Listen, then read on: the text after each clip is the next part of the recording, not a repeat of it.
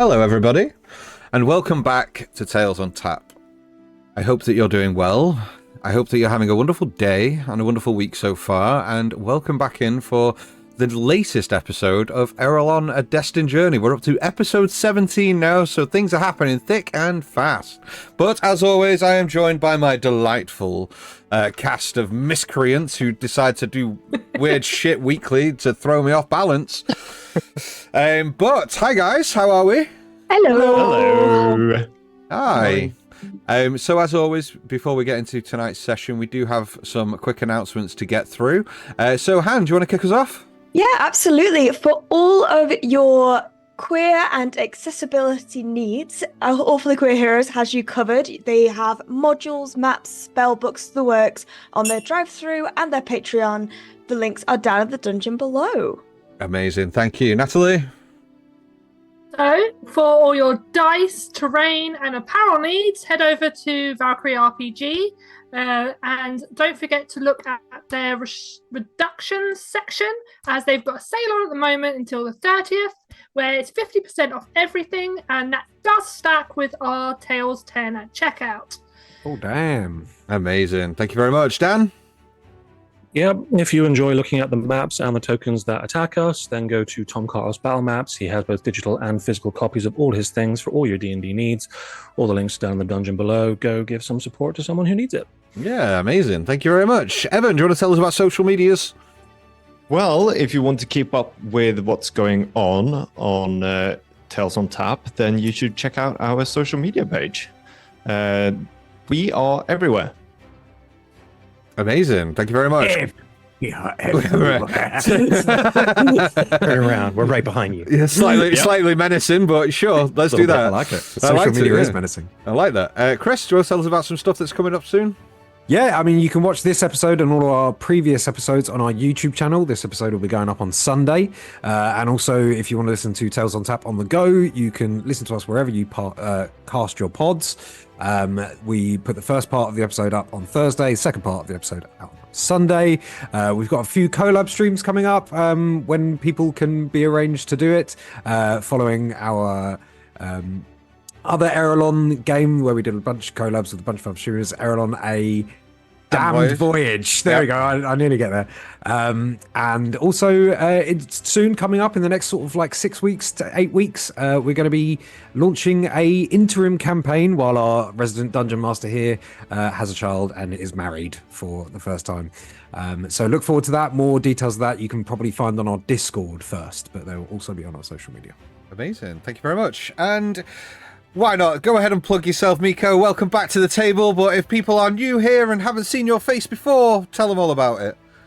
That sounded vulgar. Yeah, I don't know about plug yourself, man. You guys made Hi, that weird. I everyone. was moving past it. You guys made that weird. Hey, I'm American. I have to make it weird. Yeah, it's, no. Contractually obligated in my taxes that I pay every year to do that sort of thing. Hi, everyone.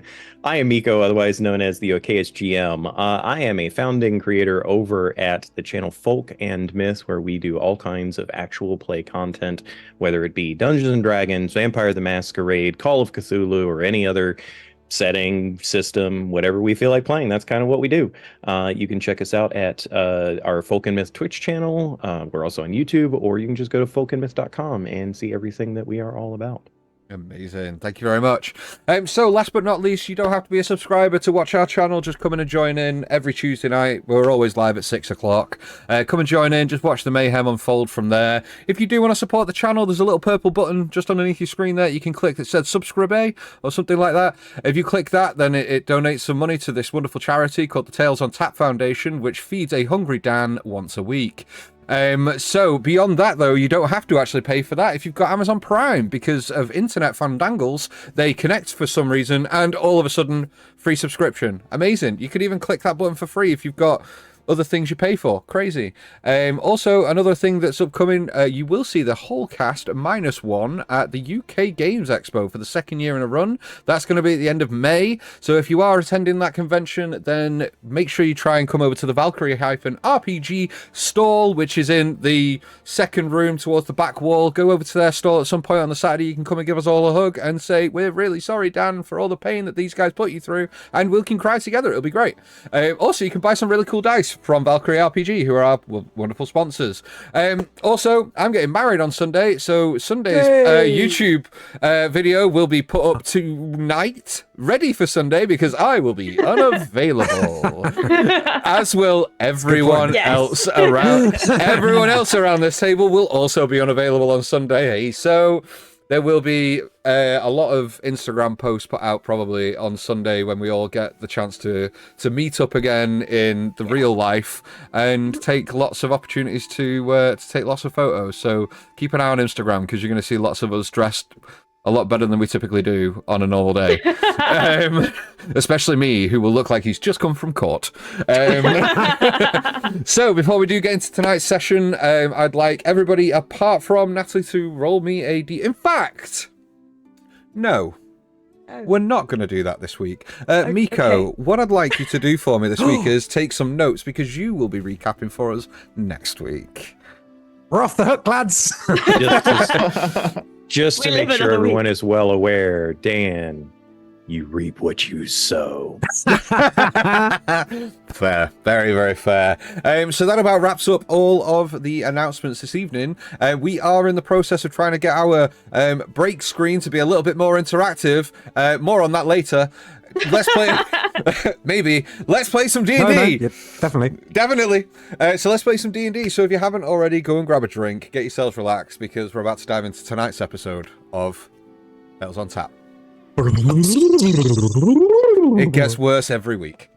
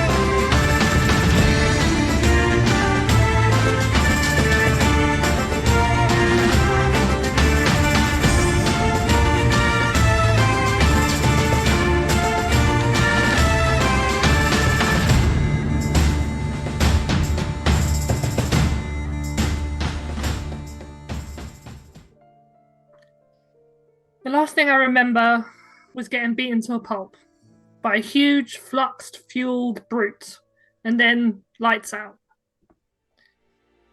Then a face I used to dream of often. Ma. I'd forgotten her eyes were so blue. I've lost my notes. Sorry. Oh, there you go. I think of home, and then she's off. I can't catch her. Then I'm flat on my back in a dirty alley with Edivir and Ombrin. Then I'm flat on my back in a dirty alley with Ombrin and Edivir hovering over me. I hurt all over. We head back to the house. The others were already there when we arrived. Virgil sifting through information gathered at the warehouse while I collapse on the sofa.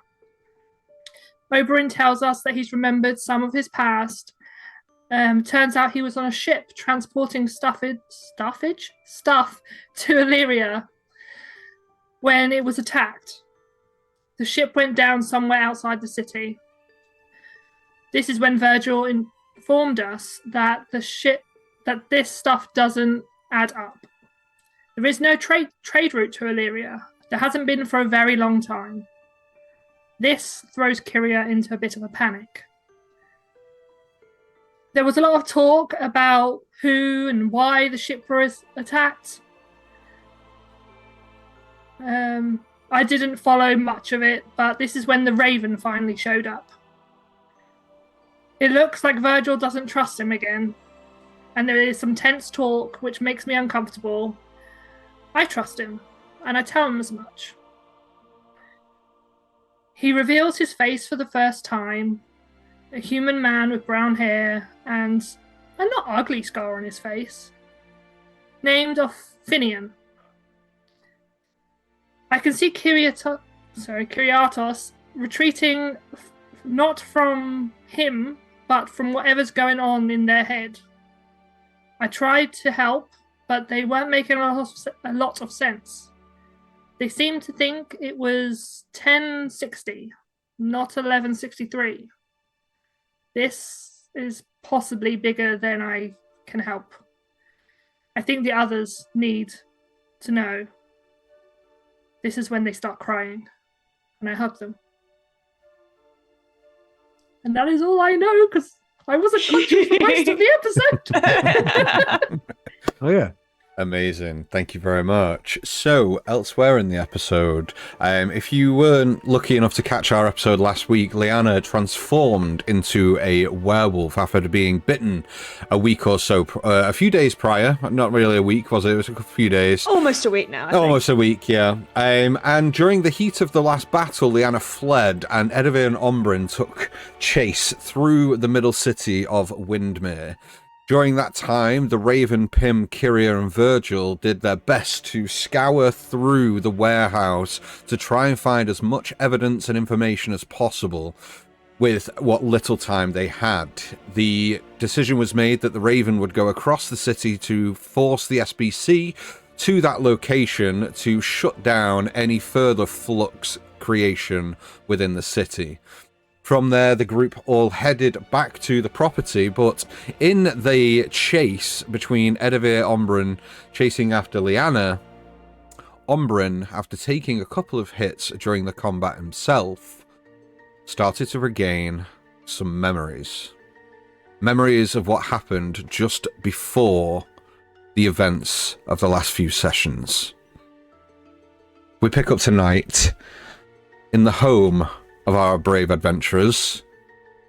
We're on the ground floor as the Raven leaves the property. Kyria, not enjoying the confrontation between Virgil and the Raven, starts to step a few paces back and becomes partially corporeal in their stressed state. As Liana tries to calm Kyria down, Kyria, you hear a voice resound in your head. You shouldn't be here. And that is where we're going to pick up tonight's session. Kyria. Yeah. You hear this voice echo through your mind. Liana feels them tense and begin to back away. Meanwhile is trying to reply as if it's a message saying, Who is this? You don't hear anything. Which of you said that? Said what, honey? I turn to talk to address everyone. First time raising my voice in a while. Say what? I think they're going through something, guys. Which of you said that I didn't belong here? Because if you want me to leave, you can just tell me. But none of us would ever say that. I think up until this point, it's me and Virgil have mostly just been sort of bickering around the kitchen table, right? So this is the first we're learning of. Mm-hmm. Yeah, so you guys just said Kyriatos goodbye to the Raven. Yeah, so the Raven has just left, headed off into the city with the idea that the local library or the municipal offices of Wyndmere would hold information on who owns the property of the warehouse you were just in, and an hour or so ago. Oh, okay. So sort of noticing this happening for the first time and seeing Kyria sort of fading in and out of their corporeal form. Edivir just sort of bluntly, probably halfway through a thought or a sentence, ends the conversation with Virgil and sort of steps over, almost sort of half hopping over the table to get to where Liana and Kyria are, but then stops about sort of 10 to 7 feet back and just starts going, it's okay. What's going on? What's going on?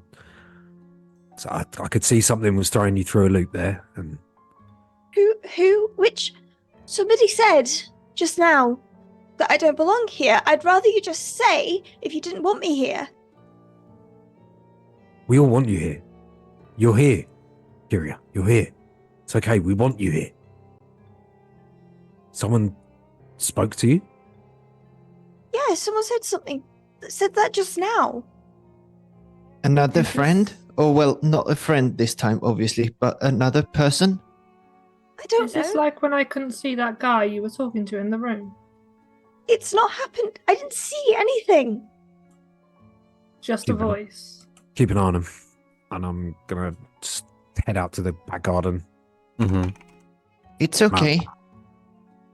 Do you want a tea? I can make tea or coffee. Do you want a coffee? I don't know. Do you know And then what? you do see as Leanna, when she tensed up, the paws lifted off her, Yeah. and she's been standing there like this the entire time. So she kind of just places a hand on your back and kind of pushes you into a chair, and then goes and makes tea because that's what she's seen people do.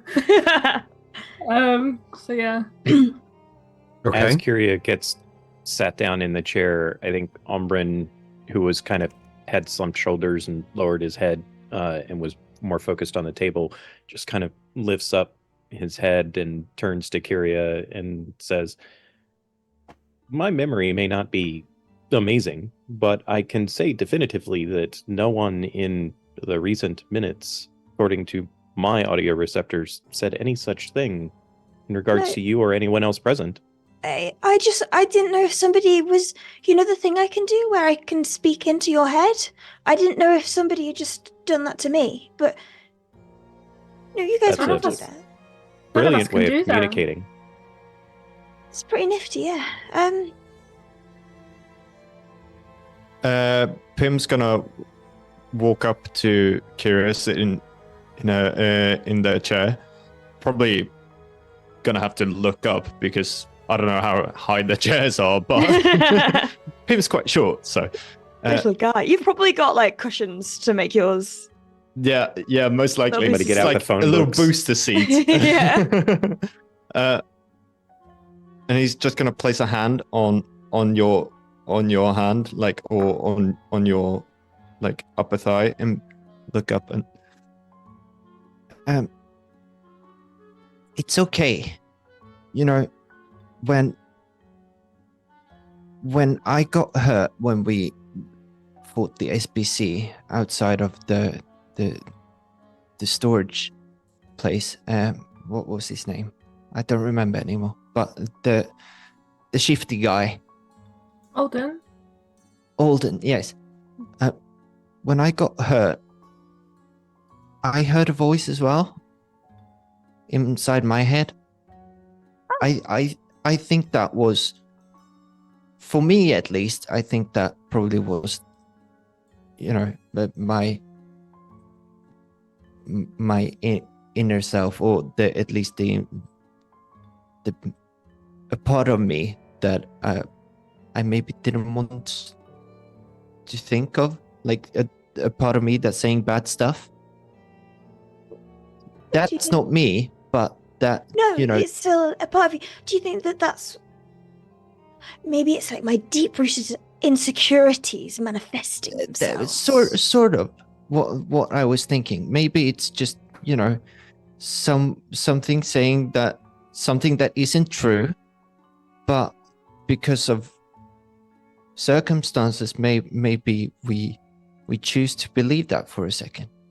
But it's not true. That's the important part. It's not true. Everybody wants you here. I want you here. Everybody else wants you here too. Leanna places Bark wants the- you here as well, but he can't really admit to that right now because he's sleeping. Yeah, Leanna places the tea in front of everybody, and then she goes to where Virgil is standing back. She thinks it's a long time ago. And she does, she's really lowered the volume of her voice, so she's trying to just talk to Virgil. Do you know what that's about?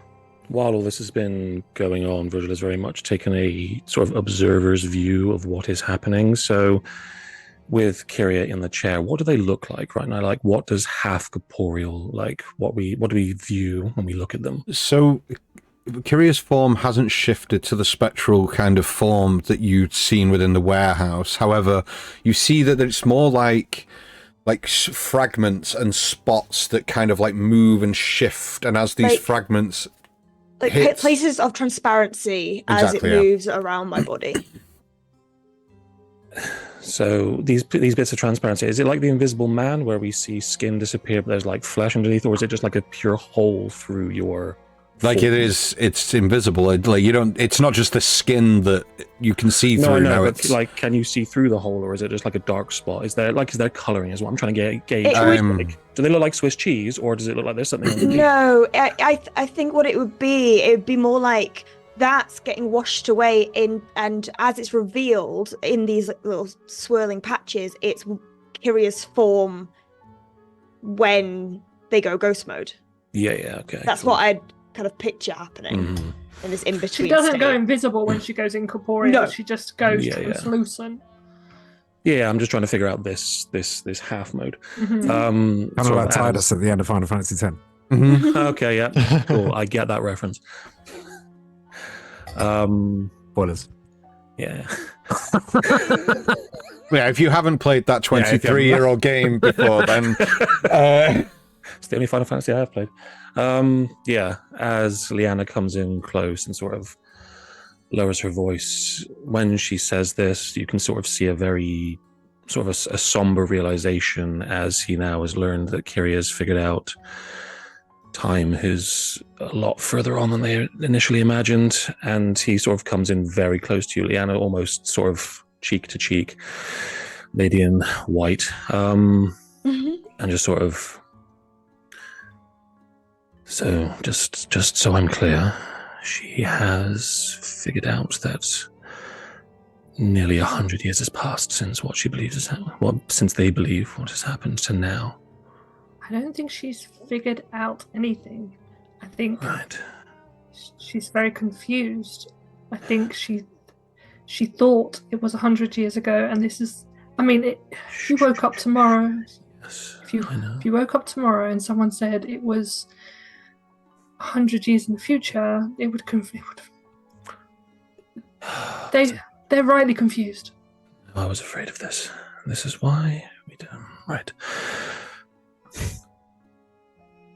There's certain information I need to share with all of you, but potentially not Kyria, because I don't know how learning these things is going to affect this more. And this is why I have not said anything up to now, because I don't know what is tethering them to this plane of existence. Because clearly it is loose and based on something within them. Memory by the sound of it. And the more she learns, the more they learn, the worse it could become. So I need to think. I'm going to just try and calm them down, see if you can get them to recorporealize, and I will be back in a moment. I think Pim is best for that. They seem to have a connection that I don't think. I don't. You have big sister vibes, darling. Don't let those go to waste. And he's just sort of going to pat you gently on the shoulder and then quickly sort of brush through and out into the garden to join Edivir. Okay. Leaving Kyria, Pim, and Liana in the kitchen with Ombrin. Yeah. Yeah, you go. No, because we're not going outside yet. So you finish. No, I think like Kyria, there's like a slight smile on their face now that Pim's almost like made them think that, oh, maybe that was just part of me. I can unpack that later, and is kind of going back to dwelling on the year. Like, that hasn't slipped their mind yet. They are still very much like, it's 1060 something. Like, what's going on here? So they probably, retreated a little bit, but they're still grabbing like your hand on their thigh. As you're kind of holding Pim's hand, it sort of grounds you a little bit in the moment, Kyria. Yeah. So although that your mind and your thought process is going at 1,000,000 miles a minute right now, Yeah. it is sort of grounding you. You, for everyone else in the room, you see the kind of halfway house that Kyria is kind of presenting with the corporealness is starting to kind of wear off a little bit. So they are more material like form than they are corporeal. So it is starting to fade. But can I just say something real quick? Incorporeal is when you are ghost form. Corporeal is how we are all now. Yeah. Sorry, it's Thank been God I getting thought I was the everyone only saying- one. I have no idea. It is magical magic. I have a note on the School of Magic that this is, and it is Corporeal, definitely incorporeal, potato. Yeah, exactly. Sorry, it was really, I couldn't not say anything. It got to that point. That's fine. I've So been holding as that in for that 4 guy. weeks. So as you squeeze Kyria's hand, Pim, it explodes and all the blood rushes from their body. Yeah. Mainly from their incorporeal. So no, wait, which one is it? Who cares? Anyway, I'm joking. I'm playing. Thank you for letting me know because I had no idea. So you're all in the kitchen. Is there anything anybody would like to do? As Virgil walks out, Pim's just going to quickly turn his head towards Virgil, still holding a firm grasp of Kyria's hand. So, I think I have some lavender in the garden. If you could, like, take 2-3 leaves. Sure. Oh, okay. Yes. Okay. Thank you. Right. I push the coffee closer to Kyria. You should drink. Ombrin, Yes. with the you crashed not too long ago, but it was still a little bit ago that you can't remember. Some number of months that I remain dormant. Yes. Okay, so does that not bother you that amount of time's missing? No, not tremendously. I am more bothered at not knowing where my friends and family, what transpired for them in that time. The notion of missing time is, well, concerning. I wouldn't anticipate it to be that bothersome, given that I'm still alive. So there is no reason to be overly concerned. My family.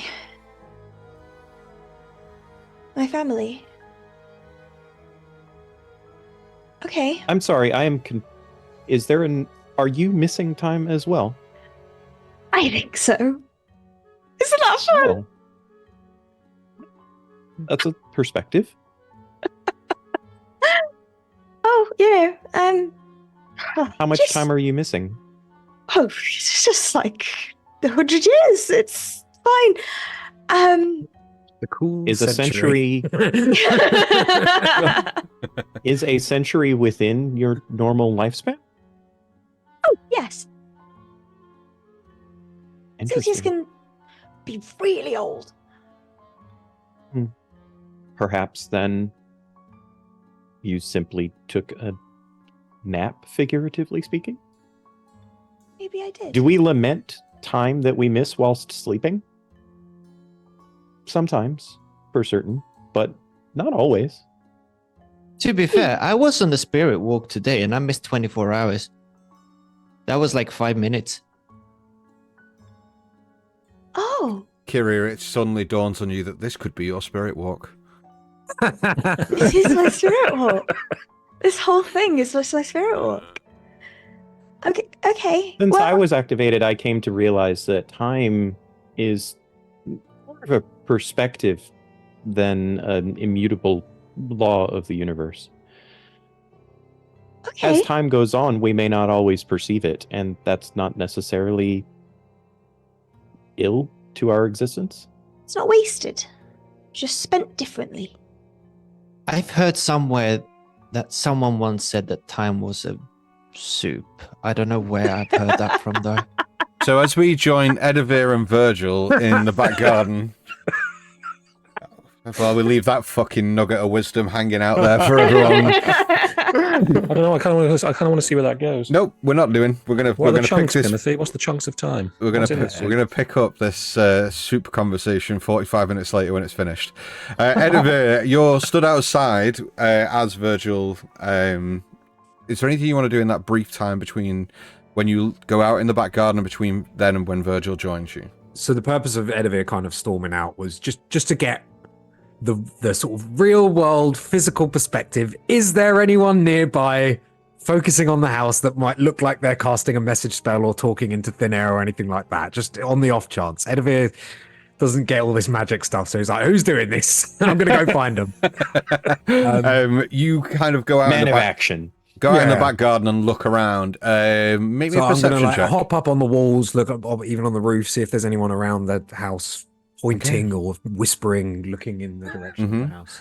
You damn kids, get off your cell phones. Yeah. Well, it's not amazing. 11. 11. You do not see any people. However, as you're looking around, perched on top of the crest of one of the buildings, around opposite, there is a quite a large pigeon that has been watching you go up and down the fence as you've been walking up and down the wall. How large is large, DM? You're not there. I'll ask if Edivir wants to find that information out, then he can ask. I don't. He does no point of reference. Yeah.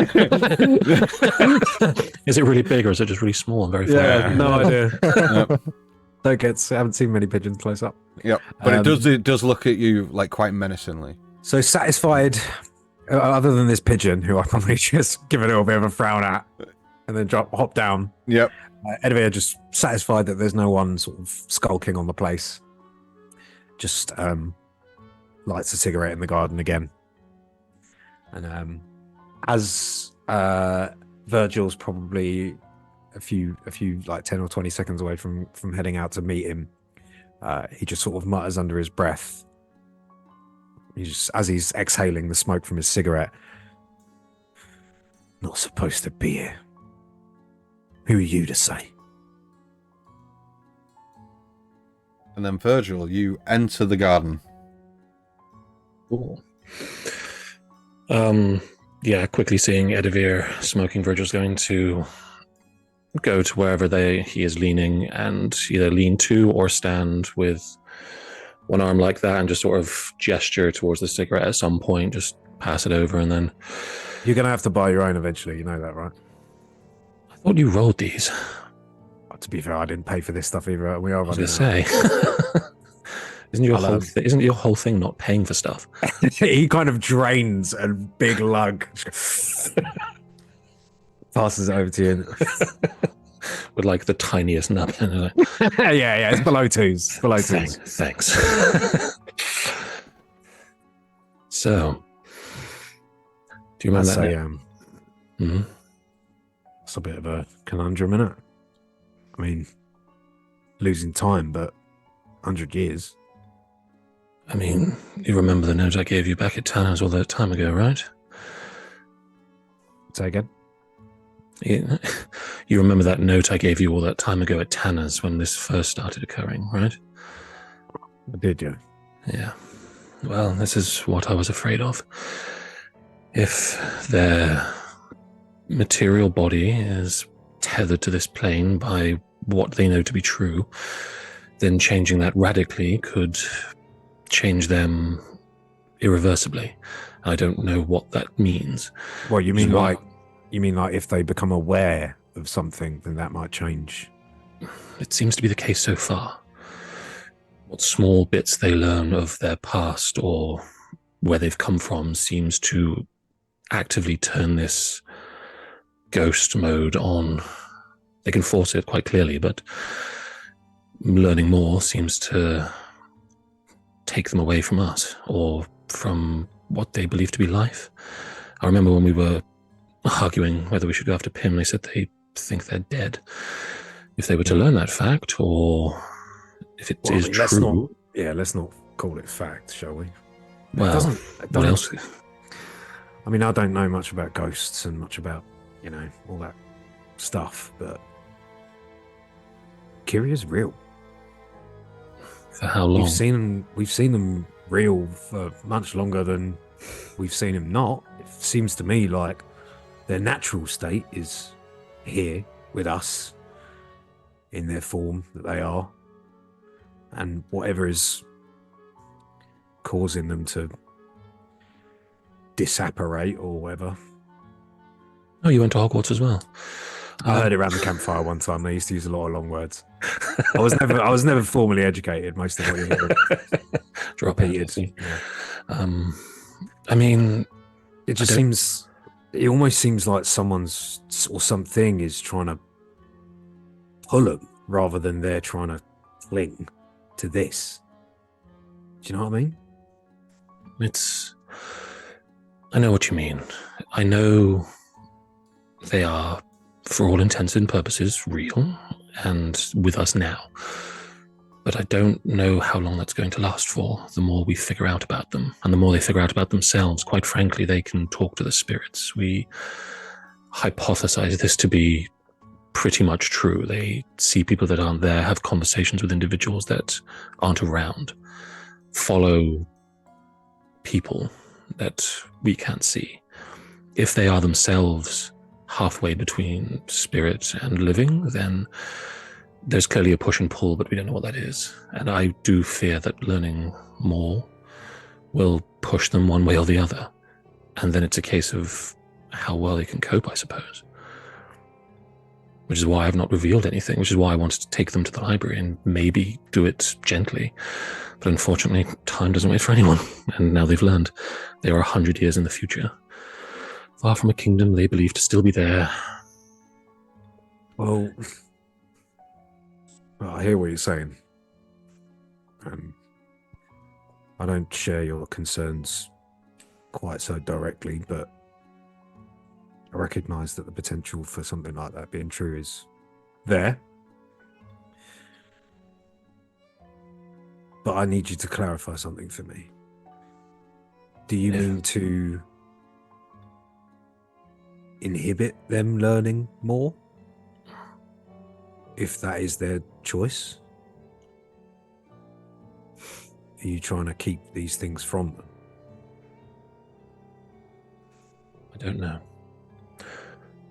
I worry what learning will do to them. Quite frankly, information, I don't believe it to be dangerous, and you know this to be true. I was arrested for sneaking into the part of a library that I shouldn't have been. But quite frankly, a friend's life could hang in the balance based on what we tell them.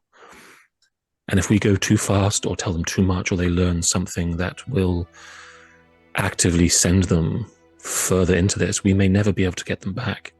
And then what do? I do it because I care. I don't want to keep it from them.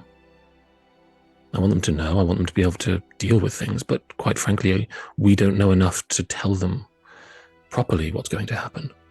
Because if we do, and they vanish on the spot or never recorporialize, what are we going to do out of here? What would we do? We could lose Kiri there, then and there. And then that's it. I mean, I think... I see what you're saying. Just think, you know, if that's the reason, if there might be a reason for that, maybe, I don't know. It's difficult to get my head around. I just feel... How about this? As a group, with all of us there lending support and care, I will tell them what few things I have read about the place they said they came from. And that it is in fact true that 100 years has passed. That I don't know enough, but it's not a bad thing. I think, look, if they want to know more, might be a little bit too much to take on at one time. They're clearly shaken. If they want to know more, and you have more to tell them. If they want to learn more, help them. If you want to go off and you want to figure this out for yourself, get ahead of it so that we are prepared in the instance something like that does happen, go ahead. I'm not going to stop you. But we can't keep them in the dark through some perceived, doing them a favor.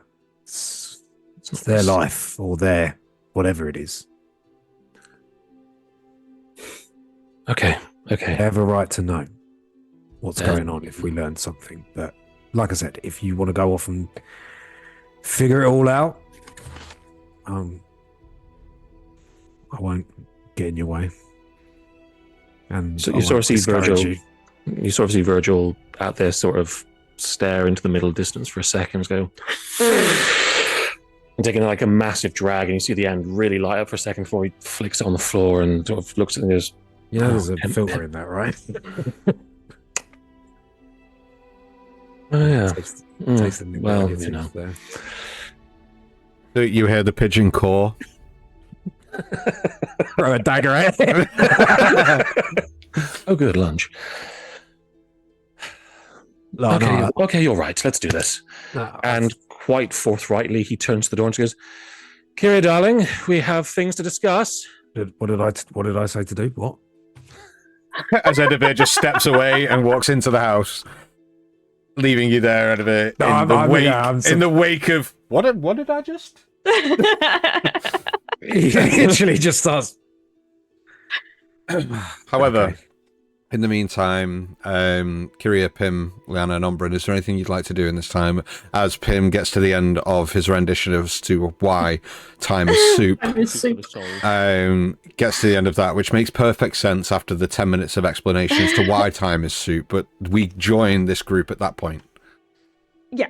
I think that, to be honest, even just listening to people talking, like when Ombrin mentioned being concerned about his friends and family, Kyria's like the spectral, that trail of incorporeality, sure, kind of almost flared up a bit before subsiding as the conversation continued. So it was like a clear stressor for them, but then it subsided the more we've kind of talked about, regular things, really. So I'd like to think they've got just about got it under control now.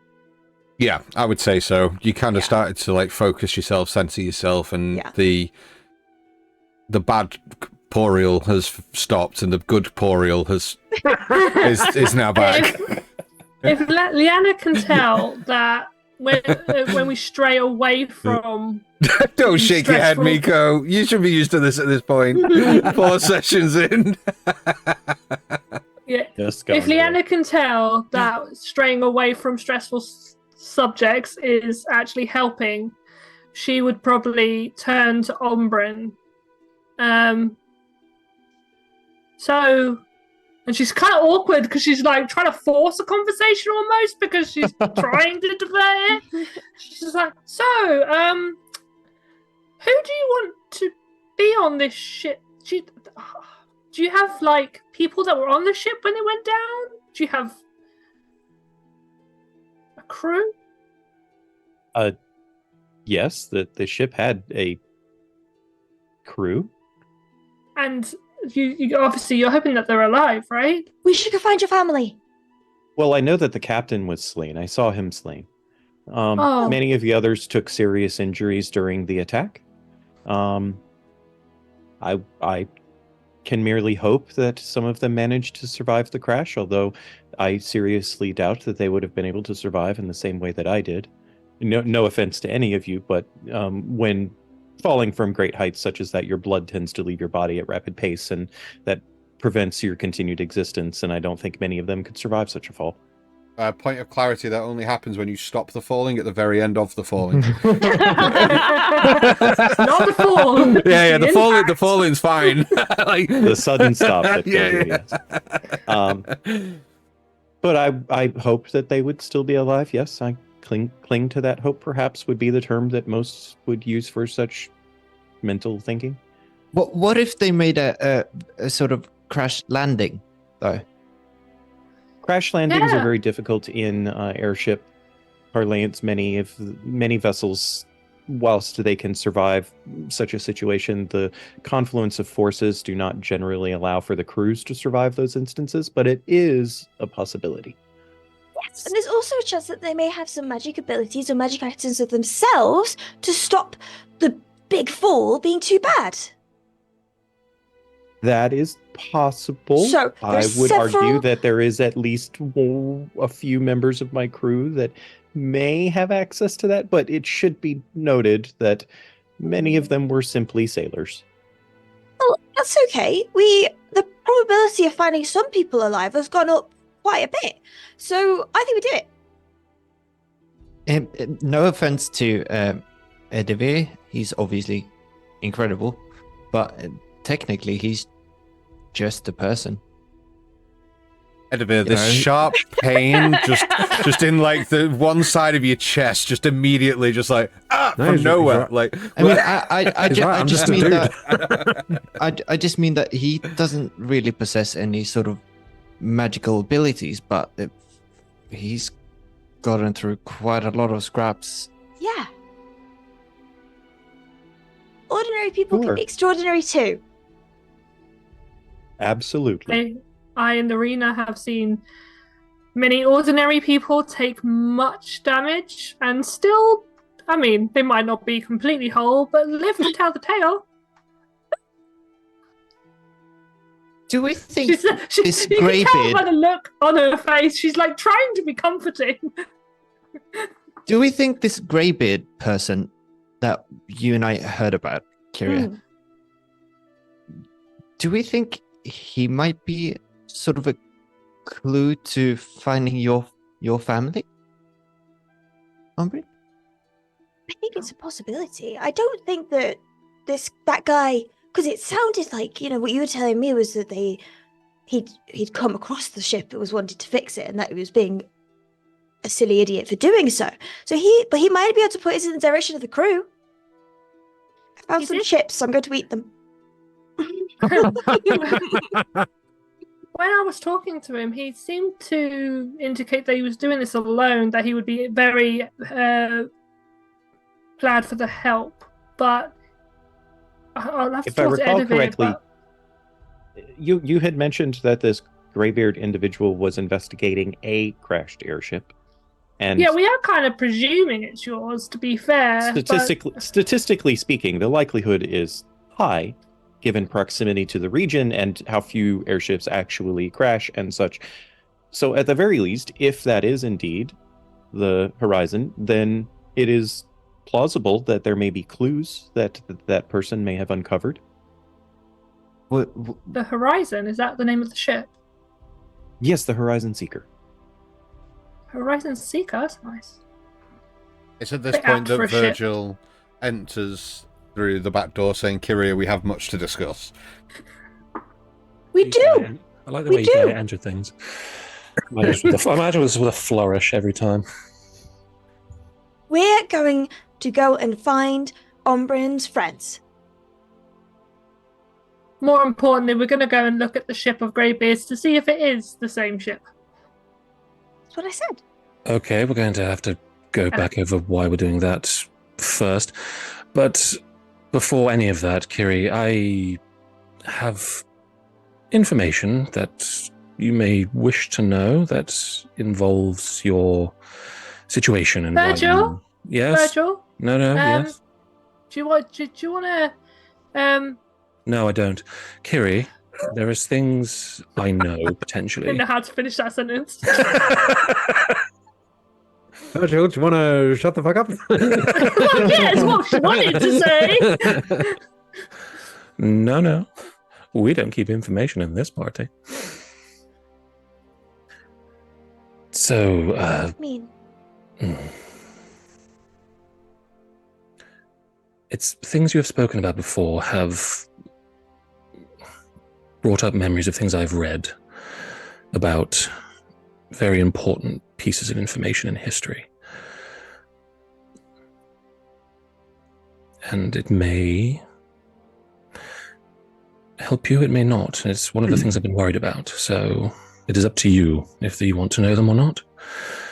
well, so Ombrin and I were just talking, and one of the things so I asked him what it was like to experience slippage of time, and then he was like, oh, the slippage itself is fine so long as my friends and family are okay. So we really have to go and sort that out, and then we can deal with me, because I'm not going anywhere. I know it looked like I was going somewhere, but I wasn't going somewhere. I'm still here. outside, Eddie? I don't know if you come in. But I yeah, think they he's- just assumed you have. Yeah. He sort of walked Quickly in ran in after a little bit sort of sheepishly, just kind of waiting to hear what Virgil's going to say. And you do see him. He sort of starts nodding his head a little bit when you say, "I'm here," and all that stuff. No one I could see. There was an ugly bird out there, but Pin? no, he was. No, I'm not calling Pim an ugly bird. Oh right. I just asked if he'd sent a bird to send me messages to me as like a prank or something. Wait, what? The bird. There was a bird outside. Yeah, it looked angry. Oh, Was that That's one of not your me. friends? Okay. uh, But no, I didn't see anyone outside. They must have run off. Probably just a prank. Just for the sake of clarity, during all this time, an hour will pass roughly. You will gain a short rest. So if anybody wants to roll hit dice while they're not in RP, then you can. I want to tune to my item. Yeah, I'll do one of that. That's fine. So you can attune. God. You will have that hour to attune. So this is very hospitable setting. So you get 100% of the hit points that you roll back. Just for a reminder, hero die, you only gain 1 hero die back per long rest. So you have a maximum available of 3 because that's your level that you're at, and then per long rest you get 1 hero die back per long rest. But we're only having a short rest, so nothing like that. What time of day is it now? Sorry, it's like late evening. No, Is it not? nowhere near. No, No, we went about out midday. first About thing. afternoon, innit? Yeah. Yeah, Yeah, about it's it's like about early midday. afternoon. Yeah, about Oh, I midday. thought it was late. Mm. I thought it was late on that. You went very early in the morning to the warehouse, which is why you caught it before anybody else was there. Oh, we destroyed the drugs lab before lunch. That's fine then. Cool. For now, we'll go for a little wander in the countryside. It's time for 11s. All right. Well, if you're happy to discuss that further later, what were you saying about going and finding Ombrin's family? Well, we were doing some analysis, and the probability that they're still alive in some capacity went up from when we started. So I think that's a go for it. Gonna go check out the Greybeard's ship to see if it is the ship and if there are any survivors, and maybe find out any information if it's connected to where they were coming from, or who set them up. There's loads of information we can find out. Yeah. That could really help, especially given those letters. I think, Ombrin, I think you've contributed a lot to our task here, giving us one of the best leads we've had so far. So I know you're only looking to help people out and stuff like that, but I think it would only be right if we return the favor and help you. it's the least we could do, You're a to friend. be honest. And I think what Kira's going to do is just going to shoot a subtle message to Virgil and say, I didn't mean to cut you off. I'm worried that if I dwell more on it now, it might get worse. But I'd like to do it and talk when we're all in a controlled environment, if that's okay. Or of having watched the conversation naturally move on, Virgil kind of feeling the motion, sort of took a step to the other side of Edivir and has been sort of looking at Ombrin the entire time because everyone seems to be getting on board with this whole let's find out what the robot knows type thing. And as the message comes through, he just sort of looks to you and gives you a slight sort of half wink. It's the reason I didn't tell you initially. I was worried for what was going to happen. It's fine. We can discuss it later. All I will ask is that don't force the ghost form anymore until we know what it means, because the more you do it, the more you might exacerbate your condition. Okay. That's fine. I can do that. Good. As long as you're okay, darling. I'm okay.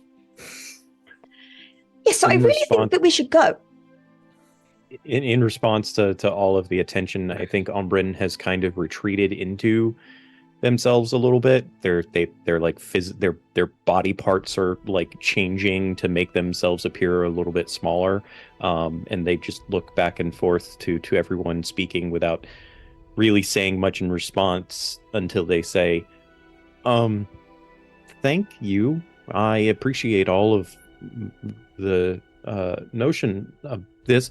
I would very much though like to stress, I have considerable amount of time ahead of me to be able to sort these things out on my own. If there is something more pressing or urgent to be dealt with, as it seems like the circumstances that you are dealing with are dangerous to many people, I think it might be important to balance such things, as it could take quite a long time to reach the crashed airship. There's I one wouldn't thing want I've any learned. harm to come. There's one thing I've learned, Ombrin, from being with these people. And nothing is more important than friends. And you're our friend. Agree. And also, helping you Okay. does help us in our leads. It's not entirely selfish for us to help you in this way. There Because could be more clues at the ship if it was indeed the one carrying the supplies for Flux in the first place. Certainly, as long as we are balancing the notions of time and prioritization, I appreciate all endeavors towards helping me. Thank you. I do have to agree with Ombrin, though. We do have slightly more pressing issues have arisen. Well, the Raven Like is what? going to be looking into the city records to find out who owned the warehouse. Now, I don't know how long that's going to take him. But other than that, And while, the where we were is sorted out, we should probably, get out of here just in case they try to pin it on us. I know it was us, Oh. but, how are we going to get out of the city? I have a way. And you haven't said it up until now? Well, I didn't experience it up until recently. does this way involve... what does it involve? That was so It's good. There's many It's things we've involved- been through to get to places. it- I don't want to It list them involves off. bringing a new change of clothes. Oh, that's all right. We need to go into the sewers. Rihanna looks down Oh. at herself and she just suddenly realizes she's covered in rags. And she's just like, oh yeah, I need to change anyway. And she just dashes off to her room to scramble together some spare clothes to put on. Well, while we are in the city and we are waiting for the Raven to report back, there are a couple of conversations we could have. Indeed. That we might be able to tie up before we leave. Who are we thinking first? Well, it seems to me these two letters, and I'll walk over to the table and get the letters out from where Virgil sort of scrawled them away when the In Raven my came. bag, so I will take them out of my Okay, bag and fine. give them to you. Okay. I thought you put them in a book, sorry. Yeah. And I'll sort of point at them. I was like, I don't know, something about these two letters doesn't match. I don't think this is a conversation between two people. This first letter, the one from the friend in the shadows addressed to my dear alchemist, sounds almost more like like a business pitch or something like that. It's all very, optimistic and we're going to change the world and everyone's going to love what we're making. Whereas the second letter, from the architect of your dreams to the master of shadows, sounds a lot more sinister and pointed and aware of the plot. I think this first letter was from the master of shadows, and this second letter was from whoever's pulling their strings in charge of the bigger plot outside the city, maybe. What do you think?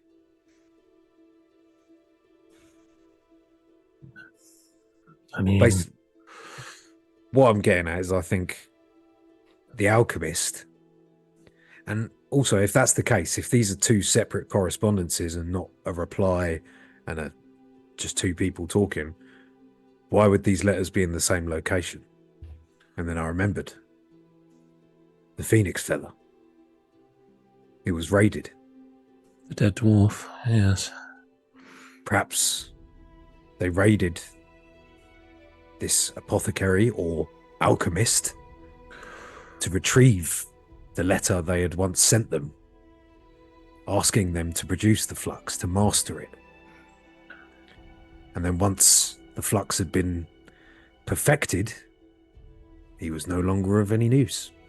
And they needed to get that letter back to cover their tracks. So they raided the place, recovered the letter, and tied up a loose end. So my dwarf friend, he was bad? I don't think he was. I don't think he knew what he was doing. That's what I'm saying. The language in this first letter, it's optimistic. It's talking about changing the world, creating something beautiful. I see. I understand. So I think they suckered him into it. And then once the flux started spilling out of the UC into the lower city, maybe he got spooked. Maybe he realised what he'd made.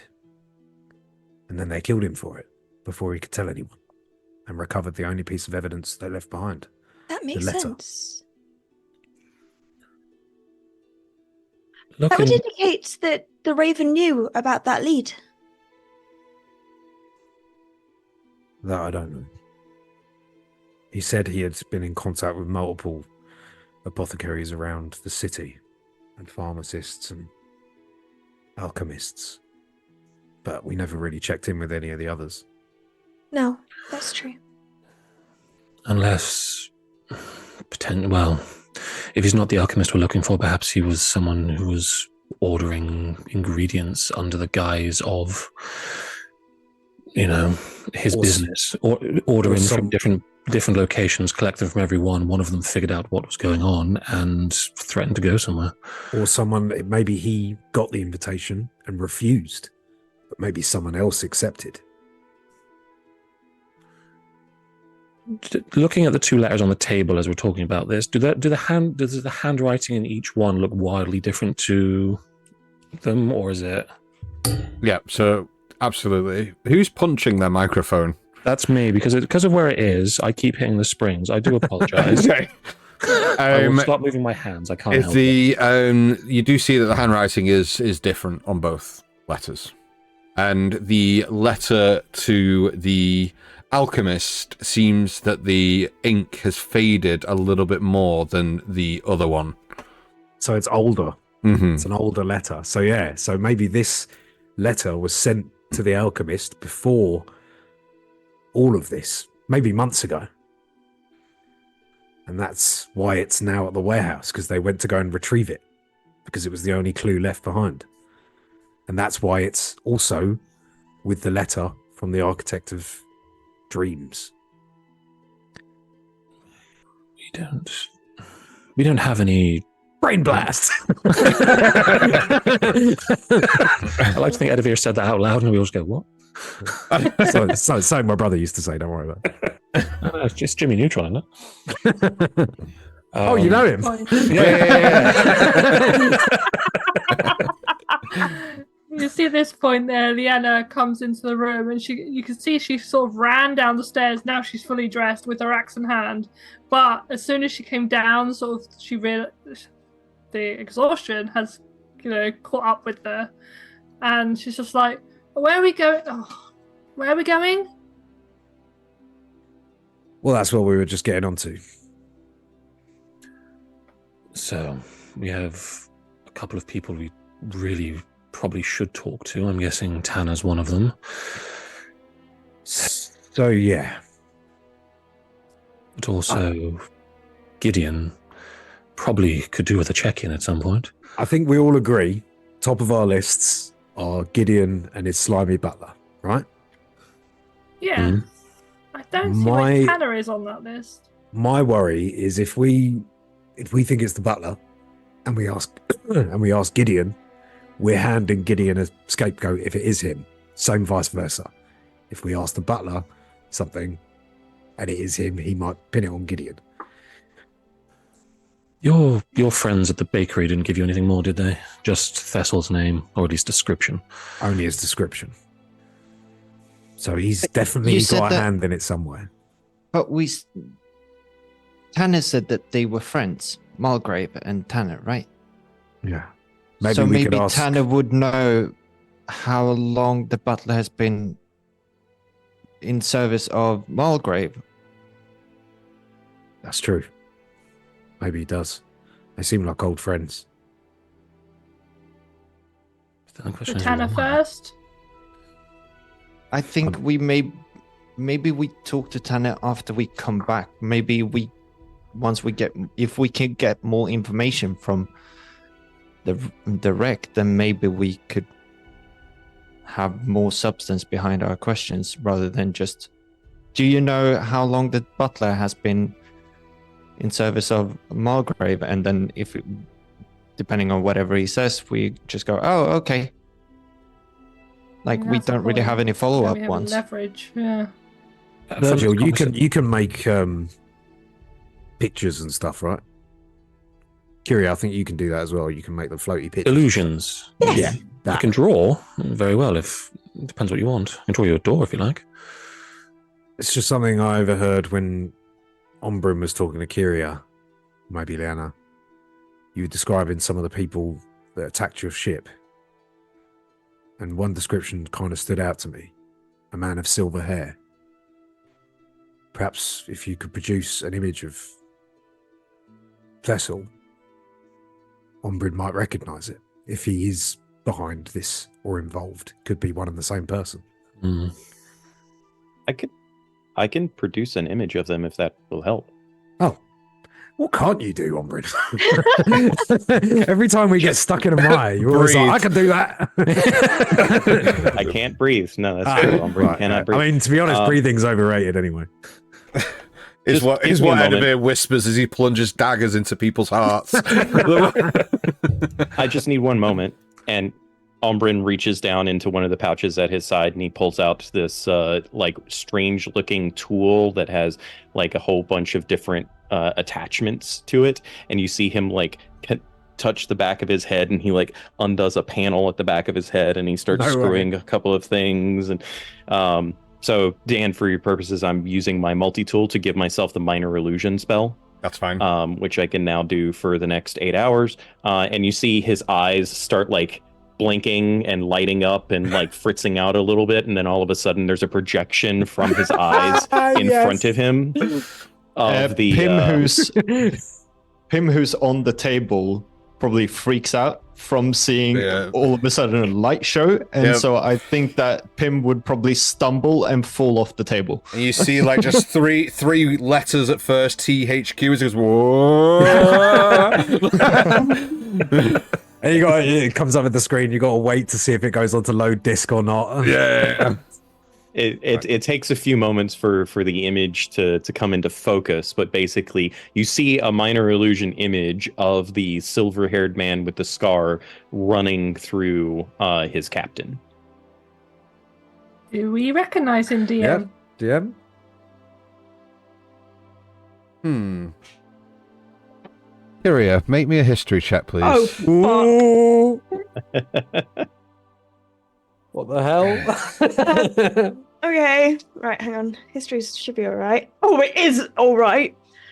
Ooh. That's a natural 19 for a 23. There we go. Okay, Nice. cool. I'd like everybody to take the headset off apart from Kyria, please, and I will put my hand up when you can put your headset back on, and please keep them away from you until Sorry, I put Ham. my hand up. I don't mean to be the main character, guys. It just happens naturally. It's fine. Okay, just put your headset away from yourselves because you can quite clearly hear both of what we're saying. So just... Okay, Han, what did you roll, please? Oh, wait, 1 second. Dan's still here. No, because I don't have a headset on, so I can mute myself, but you need to mute me. You need to turn it down. Oh, okay. Kyria, what did you roll history check? 23. 23. The image that you see in front of you, you do remember it. You don't know where, Okay. and you don't know from how long ago. Yeah. But you remember very clearly seeing this image on a wanted poster. A wanted poster, but it wasn't... Where this poster was is nowhere familiar to you right now. Okay. So it's not that you've seen this poster in Wyndmere or Skyhaven, but you have seen a wanted poster with the image of this individual on it, with the reward, dead or alive, for 5,000 gold pieces. Whoa. Okay. Okay. Right. So, you remember who this is, you know that they're very, very bad. Yeah, so They're I on don't a know what? their name. I basically, what I can remember is essentially, One Piece Luffy wanted poster. It's like wanted, this guy's face, 5,000 gold? 5,000 gold pieces. But I don't remember where I saw the poster. I just saw it. You do remember the name. With that 23 you said, yeah? Yeah. Captain Bloodsail. Oh, okay. And you remember that Captain Bloodsail is wanted dead or alive for the sum total of 5,000. However, as the image pops up and this distant fragment of a memory hits your brain, Yeah. make me a wisdom saving throw, please. Oh, for fuck's sake. Hang on. Wisdom save is a -1. Mm-hmm. 9. 9. 1 second. I'm so scared.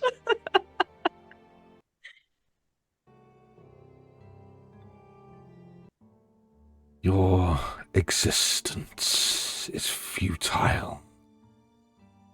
Walking the plains as if you belong. You do not belong here. You are a remnant of a bygone age. I will find you. Okay, Cool. so really normal everyday stuff. Yep, cool. Hand up. Everyone can come back. Hello. Hello. But you hear this. You hear this Oh. in your mind, Kyria, as this happens in your head. The whole thing happens in your head, but the voice is clear and it's very distinct, like very similar to. What it was before. Mhm. Okay. And just to Just- clarify, none Yep. of us recognise the guy. No one else recognizes the guy now. You see Kyria kind of is just like looking very intently and almost, you've seen them like zone out before, like staring at something in the middle distance. This has basically happened this time, but it looks as though they're just staring at the picture. And I think as they kind of come to a bit, they look around the room, but subtly. And kind of look to everyone's, reactions as they're studying the, this minor illusion in front. Edivir just kind of goes, "Oh, it was worth a hunch," but doesn't look anything like him. But Bloodsail. What? Or what? Say again, sorry. Captain Bloodsail. You know this person. Not personally. There was a poster. A wanted poster like the ones that we have. Don't remember where. 5,000 gold wanted dead or alive. Have I ever Whoa. heard of this name amongst naughty people? Nope. Does That's Kyria a look lot of distressed money. as she's saying this? It appears so, yeah. Okay, Ombrin would drop the illusion with a wave of his hand and look at Kyria and say, I'm sorry, I did not mean to distress you. Talking. Oh. I think the microphone's unplugged or Yeah, something. the mic There you unplugged. go, you're good, yeah. Oops. Well, you didn't distress me. It's okay. It wasn't that distressed me. I'll be okay. But yes, Captain Bloodsail wanted dead or alive. That's reward of 5,000 gold. It's definitely him. I don't remember why I know him. Do you remember how long ago it was you saw this information? Absolutely not. Didn't think so. Well, at least that ticks off one loose end. We know that. Well, I guess it means there's something we don't know still. But Well, I remember him apparently being a very bad guy. But then again, he's on a wanted poster. We're on a wanted poster. We're really good friends and really nice. So maybe he's really nice too. Yeah, well, I there don't wasn't think so. 5,000 gold posted for us. I mean, that. In my a lot personal of money. experience with this Bloodsail individual, I would believe that they are not to be the most pleasant of Oh, individuals. yes, sorry, I forgot the connection. No, don't think he'd be very, very bad man. okay, well, that tells us something. DM. So this silver-haired guy does not fit the description of a male with a long braided beard of any kind. Because we also had a wanted poster, like an additional one to the ones that we were passing by. Yeah, wasn't that when the crazy we guy first that got. Wasn't that the same crazy guy that jumped out of the? Yeah, I so don't it's think all is not that one and the the same. same? Yeah. Oh, beard, okay. Yeah. I Okay. would wonder where you were going with this. Does this remind me of a beard? I was like, no. Remind me of a beard. What beard? Yeah, no, with it's power. not the individual that you broke out of the cell with. No. Remind me of the beard. Okay, cool. Cool. Alright, So, well- what do you guys want to do? So do we go? I don't know. Back to Malgrave? Do we go to Tanner? Do we wait till we're back and just go? I think ship first, get as much information before we talk to these people. Like you said, they're just going to pin it on each other unless we have more information to throw at them and catch them out in whatever lies or whatever. I mean, I'm not usually the one that says, let's go get more information, but I actually think that might be the smart play. I really need a wee. I'll be right back. And Kiria runs upstairs. Like, it looks as though they're bursting, but grabs a diary and scribbles out exactly what they heard. Okay. Closes it and puts it under their pillow. Okay, cool. I thought that was you. Just Yeah, I thought you were- Yeah. Yeah. It's very clever roleplay. Excuse me, every NPC in this world needs a wee. What time is it right now, DM? Roughly around midday, 1 o'clock. Midday. As Leanna says this about gathering information, Virgil will sort of turn to Ombrin with a slightly, he's trying not to show too much emotion towards Ombrin at this point in time still. Ombrin, your ship, how well will it store information? What was it about? Like, I assume it's going to have travel plans, destinations, but will it have anything of use to us in this situation, do you think? Well, I am not privy to all of the notations that the captain and first officer collected for themselves, but I would imagine that they would have had to keep some measure of appropriate books on such endeavors in regards to the various shipments and stuff such that we were procured to send. I myself who could wanted connect them to the sent, navigation maybe? system. I'm sorry, say again? And who wanted them sent, maybe? Perhaps.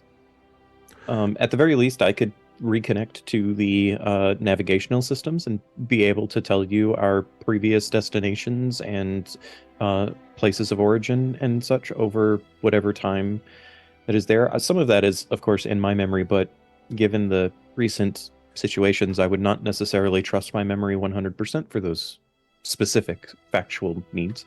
Yeah, there's only so much a bonk in the head can do. As Ombrin says, he connects into the ship, just a general knowledge of what skyships are like. Does this sound normal, or does that sound like something beyond what we know of ships as we've potentially been on them at this point in time? I don't think you would know that information. No, okay, fair enough. Yeah, you haven't done a great deal of study on airships and stuff. I'd believe that maybe ahead of him might have some inkling of a couple of bits, but But not. I'm pretty sure you told me I've never seen anything like this before, so any ship I've exactly. sailed on didn't have that. Yeah, exactly. All right, so if we all want to go to the ship, then I guess it's a field trip. I'll make sandwiches. Do I just off the top, because I can't remember off the top of my head. I know there was a 5 involved. Did he say it was 5 miles out of the city or 5 days? Miles. Okay. Oh, No, not 5. No, sorry, not 5 No, miles. it's days. It is days. Oh.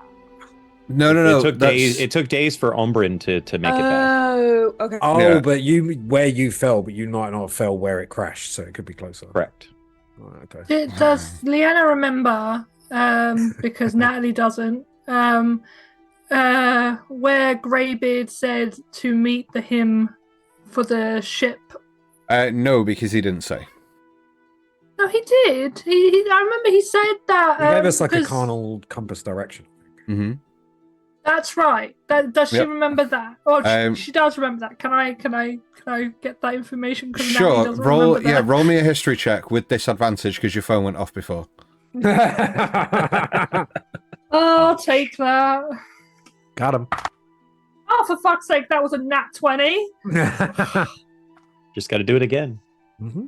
No, I got a 12, and history is -1, so 11. I got an 11. North. You remember them telling you that it was northeast from Wyndmere. That's about it.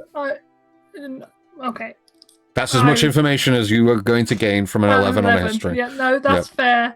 I will tell them that. That's where he said to meet him. So Okay. Would it be really funny to see if Kiri would remember this in the spur of the moment? Because Han has it written down right here. Oh shit. I did tell them. Somebody took notes. When I The did one who- tell the one them with the when we character who joined forgets back everything. up. Don't worry. I think between you'll be okay. All right. Well, we'll have to let the Raven know. Kyria. Kiria? Races back downstairs. I was just kind of lingering at the top, overhearing, and then hearing my name continue to go downstairs. You talk to him. Would it work for me? Don't know. I'll grab I it. think he I said don't- something about it having to be an hour Oh, for for Pete's switch sake. between Hello? people. Mr. the Raven! Hello? You wanted it. A moment or so passes and he goes, "Yes." What am I saying? We're gonna check out the ship outside We're the going to city. go and check the ship outside of the shitty city. Ombrin thinks it might be his ship, and in which case there might be clues there. Umbra thinks it might be his ship, in which case there might be clues there. Okay. Are you okay? Yep. Did he I'm sound? sorry I didn't say goodbye. I was having a bit of a moment. That's okay. I'll speak to you soon. Oh, his feelings. I miss you. hurt. Nothing back. Did he sound a bit miffed? What did you do? Oh, he'll get over it. He's a big boy. Now, where are we going? Well, we're heading northwest, and which way was your way out the city, Pim? I think it was the south side, but Should only had about a quarter of a day's travel then. I wouldn't want to risk going through any of the main gates. If we could leave through the west gate, that'd be easier and it'd probably save us some time, but we're still very much wanted. Don't know if you What guys is thought your about way out of the city? You said that there needed to be a change of clothes, but what precisely is your what is your way out of the city? we need to take the sewers. When Oh, I when thought you were Raven talking about that. when Raven brought me back, we went through a sewer grate and used the sewer system to come up. Okay. So, for the sake of brevity, you gather your belongings, you set out from the property and through the tunnel system, guided by Pim. Pim, you have excellent recall when it comes to which paths to take. You recall the route precisely. It's Pim, man. Come on. Yeah, I know. Have you seen my survivals? Yeah, It's like every other skill that includes wisdom. Yeah, it's fine, dude. So, Pim, you managed to take them through the sewers until you all reach the exterior of the city walls just north of Wyndmere. As soon as we come out, I'm gonna start prestidigitate the muck off of people's shoes and everything. Yep, no problem, you do so. You all set forth, travelling in a northeasterly direction, and you start to travel for a good few hours. Around an hour or so into your travel, Ombrin and Pim, you start coming towards a very familiar location. The location of the hut on the edge of the forest that you met. A very nice druidic lady. However, the image of the hut that you both see is not like the image that you have in your head and what you remember, as you both cast your gaze over what looks to be a extremely deteriorated and degraded building. The roof half kind of collapsed in, the walls leaning in on themselves, the plant life outside dead. Cobwebs hang above the door and window in the windowsills. On closer inspection, as you go past, the property looks abandoned and looks to have been abandoned for some time. That's not how I remember it. That's not it. You've seen this hut before? What's not it? This is where I woke up. But there was full of tomato plants and basil and spinach. Enough for good spaghetti, then. Can I begin stealthing my way towards the hut? Mm-hmm. Roll me a stealth check, please. It's going to be with disadvantage. It's a bit of a wide open area on your approach, but Okay. Good. I think also Ombrin, if he sees that if you're going that way, is just walking. okay. I'm gonna go. Like, where was the tomato plant? Was it here? And It was over there. And I'm gonna point to the field where the tomato plants were before, the sort of slightly encased area. Mm-hmm. Kyria is gonna go like whoop over it to see if my hand intersects with anything, like a tomato plant. Cool. Spirit tomatoes. Cool. Your hand doesn't intersect with anything, and your surroundings look like there was plants here, but they've since withered and died, and the ground is very mulchy and very unkept. There's weeds all over the bedding plants, and in and around where these once plants were, it's just full of weed and brown, and it's not great. From this like frantic, like just like windmilling around where the tomato plants may have been, Kyria kind of turns around to Pim and goes, "Oh, I thought that maybe they did what my mum used to do with her vegetable garden, and to distract predators and foxes, put an illusion on so it all looked dead anyway, so nobody came in. But they're not here." What did you roll stealth out of it? 13. 13. Okay, as you start approaching, it's slightly stealthy with Ombrin just walking normally a few paces behind you towards the property. You get to within 15-20 feet of the property, and it just looks degraded. Like, it looks like nobody has lived here for years. Like, it's very unkept. It's just awful. It looks almost like a ruin, essentially. Like, As I get to sort of the doorway, I'm just going to, not without entering, I'm just going to have a quick smell to see if I can smell any dead bodies. no, nothing like that. Don't worry. Okay. But as you kind of like peer in, there's like cobwebs in there, and it looks like whatever, because there was no like flooring in there. It looks like the the actual like grass and whatever weeds and stuff are in the property proper have now overgrown, and the place looks deserted. So Edivir just steps back out of the hut and just sort of does a shrug to his friends over the other side of the field, and then says to Ombrin, "What about you? Does this look unfamiliar to you, or is this how you found it last time?" Oh no, it was much different the last time that I was here. And Ombrin is going to start. Excuse me. Ombrin is going to start like investigating the place, and I'd like to try to determine, based on my recollection of what it was like the previous time that I saw it, and what it looks like now, how much time would have had to have passed in order for those two states to be appropriate. Yeah, of course. Roll me an investigation check first of all. Okay. Can I add guidance to that? Sure. If you're taking no longer than a minute to do the action that it requires, yeah. Well, that's a 1 on the guidance, but an 18 on the D20 for a total of 24. 24. Okay, so your recollection of what, like, I'd say, like, furnitures and things that you remember being in the room are there. So the small bed that was towards the back wall is there, but it looks like it's very dated now. The kind of like one leg has kind of snapped off and it's kind of fallen in on itself. Your best guess, as you were to look around, would be a good 2 years, 3 years of like no upkeep whatsoever. It's just been left to nature to take back over the thing.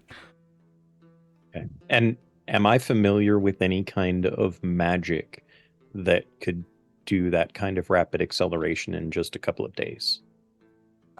You are not aware of any magics that would do that. However, you are aware of that people do possess very high-powered illusionary spells to be able to create the illusion that no time had passed in when you were here last time. But as you stand here in its current form, there's no magic that you know of that would have been able to like fast track 2 years of time within a 2-day period in a specific location. This feels like its natural state, and it's quite possible that what I saw previously was an illusion. Exactly. That's the impression that you get given the evidence that you can see in front of you. Okay. Then Ombrin will step out and look at Edivir and say, it is entirely possible that the druid that calls this place home prefers to use magic and make this feel like home when it is merely a temporary location for them. Why?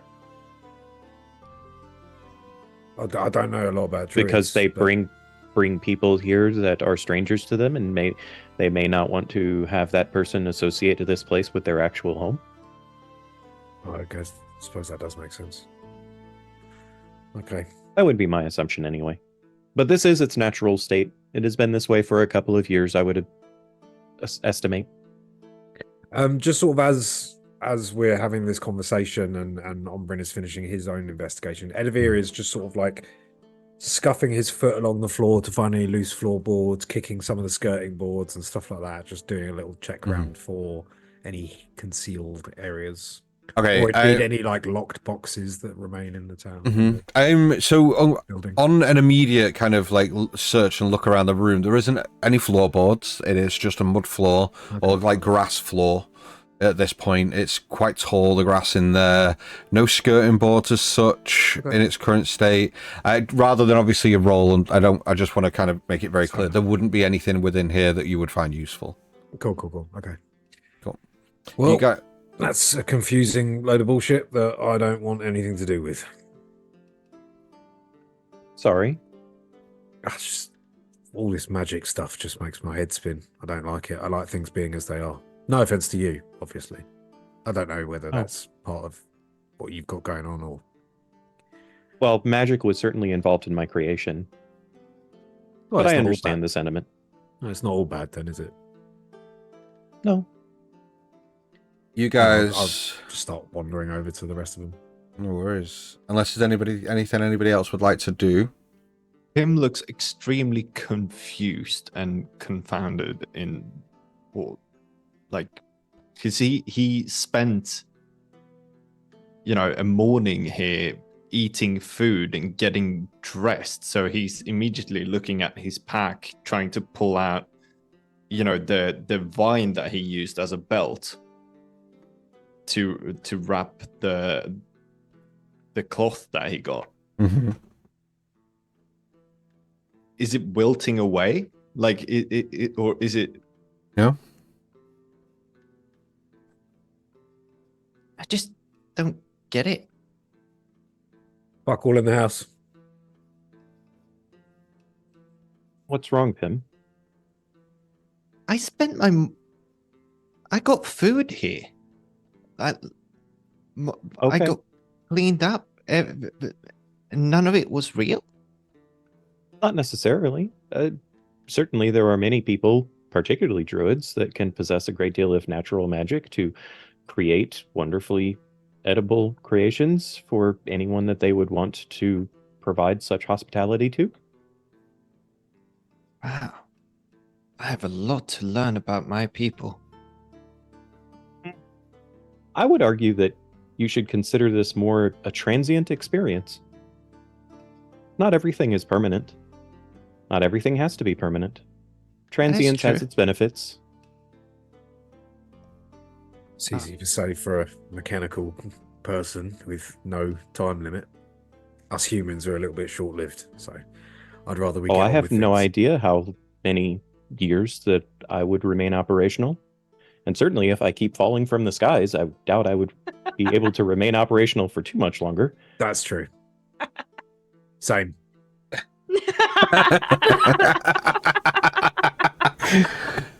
As you all I can- gather yourselves and continue this conversation, you continue off in a northeasterly direction. Sorry, Amber, I didn't mean to interrupt you. Continue. No, you're all good. Keep going. You guys continue northeasterly.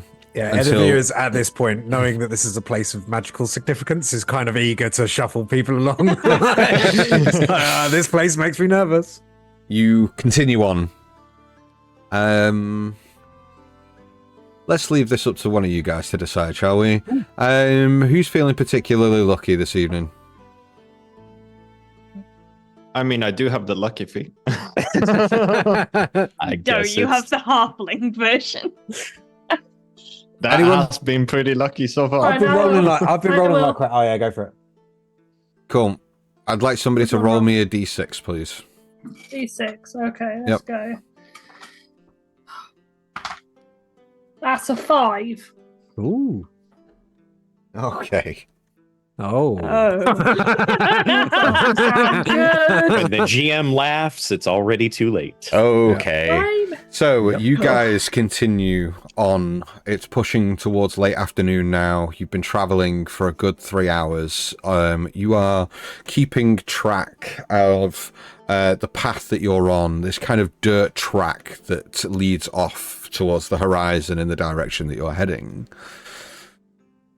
You all, let's say, Pim, you've got quite a high passive. Ombrin, I believe you've got quite a decent high passive as well, passive perception. No? No, What's- my what- passive investigation is high. but not my Investigation, perception. thank you. Pim, you start to feel the ground beneath your feet as you're walking go boom, boom. And the ground kind of trembles ever so slightly underneath your feet. And as you all continue on this path, and Pim, you start to slow your pace a little bit. You pick up on the direction that this trembling is beneath your feet as you look off to your right, and behind this rock formation, a huge hand on top of the rock formation as a huge hill giant steps out from behind and drops this huge, what appears to be this huge club in their hand onto the ground. They begin to start marching in your direction, dragging this club behind them. I'm gonna make everybody crouch, move so that everybody crouches down, and I'm gonna cast The hill giant is heading in your direction, has spotted the group, and is making quick pace Oh, he spotted us. Okay. towards you. So We should probably run and try and hide in the bushes. Follow me. Well, you haven't got time because I'd like everybody to roll me initiative. and yeah, as but... you said that, I'm just gonna say I can't run. As we were all sort of walking forward and before this thing, Eddie is just kind of, as he's been walking through the forest, has been like taking leaves off trees and like breaking them apart, smelling them and stuff like that.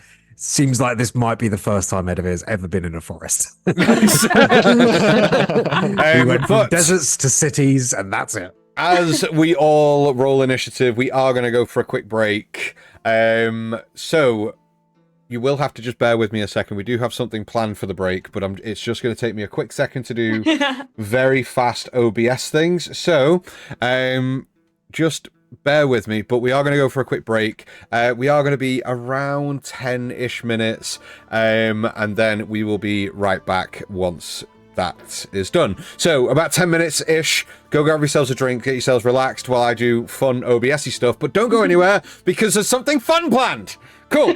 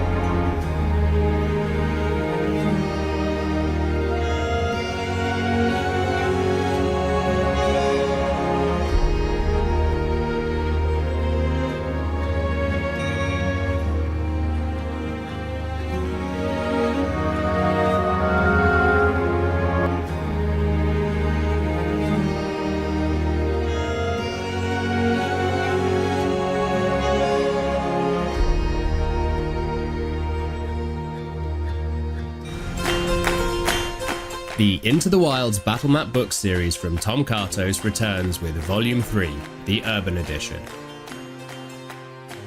Into the Wilds is a collection of fully customizable, biome and region themed battlemap books for your favourite tabletop RPG. They are ideal for preset or random encounters, so you can be fully prepared no matter which direction your players choose to head in. Volume 3 includes castles and keeps, towns and cities, and traders and dwellings. Everything you need for an urban-based campaign. The returning Volumes 1 and 2 include a variety of overworld and underworld maps for travels through the wilderness. The battle maps come in two variations: a fully furnished, highly detailed version with props and assets already placed, and a second unfurnished version for you to customize however you need with the included reusable asset stickers or that trusty dry erase marker.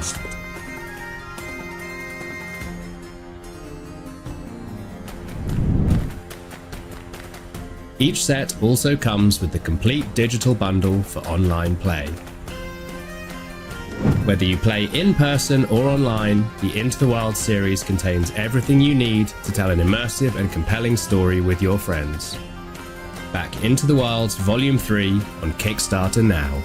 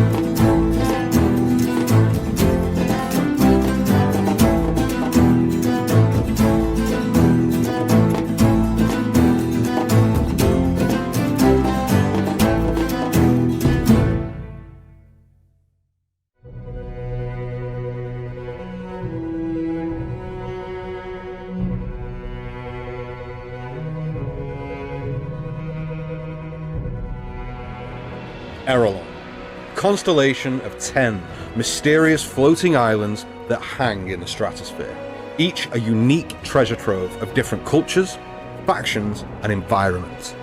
Here, high above and obscured from the forgotten realms below, magic courses through the very air you breathe.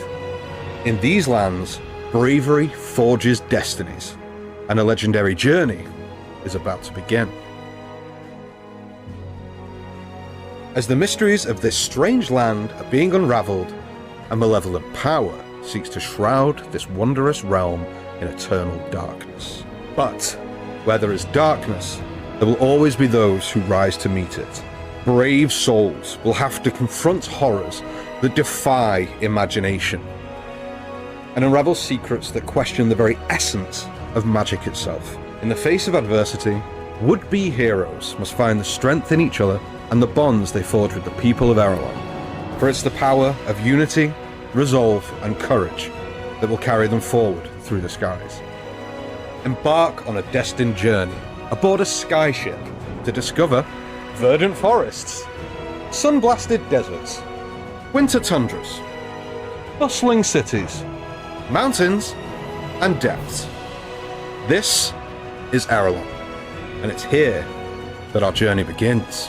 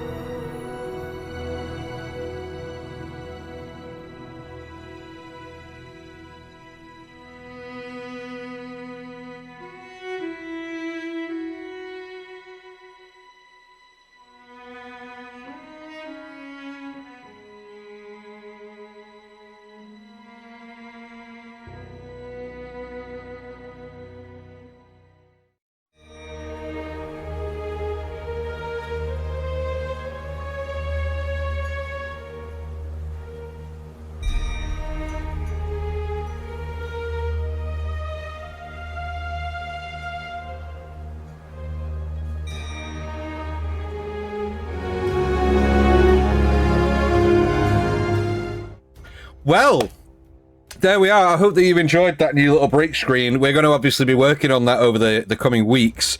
And yeah, we're going to flood that with loads of stuff. If there's any like upcoming campaigns or videos that we're doing that we've got promos for. Community art.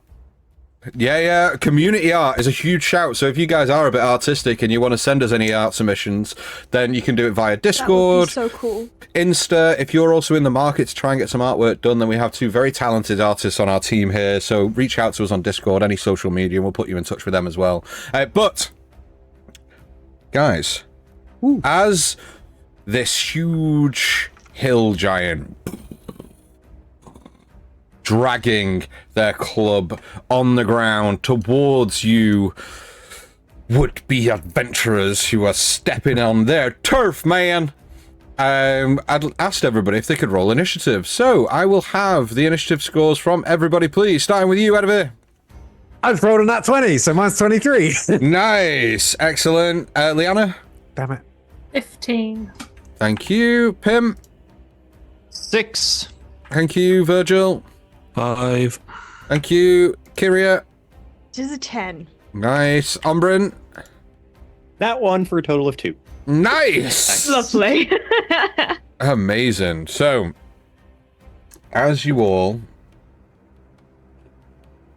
step forward around 20 or so feet ahead of this group, this huge hulking giant hill giant, that works.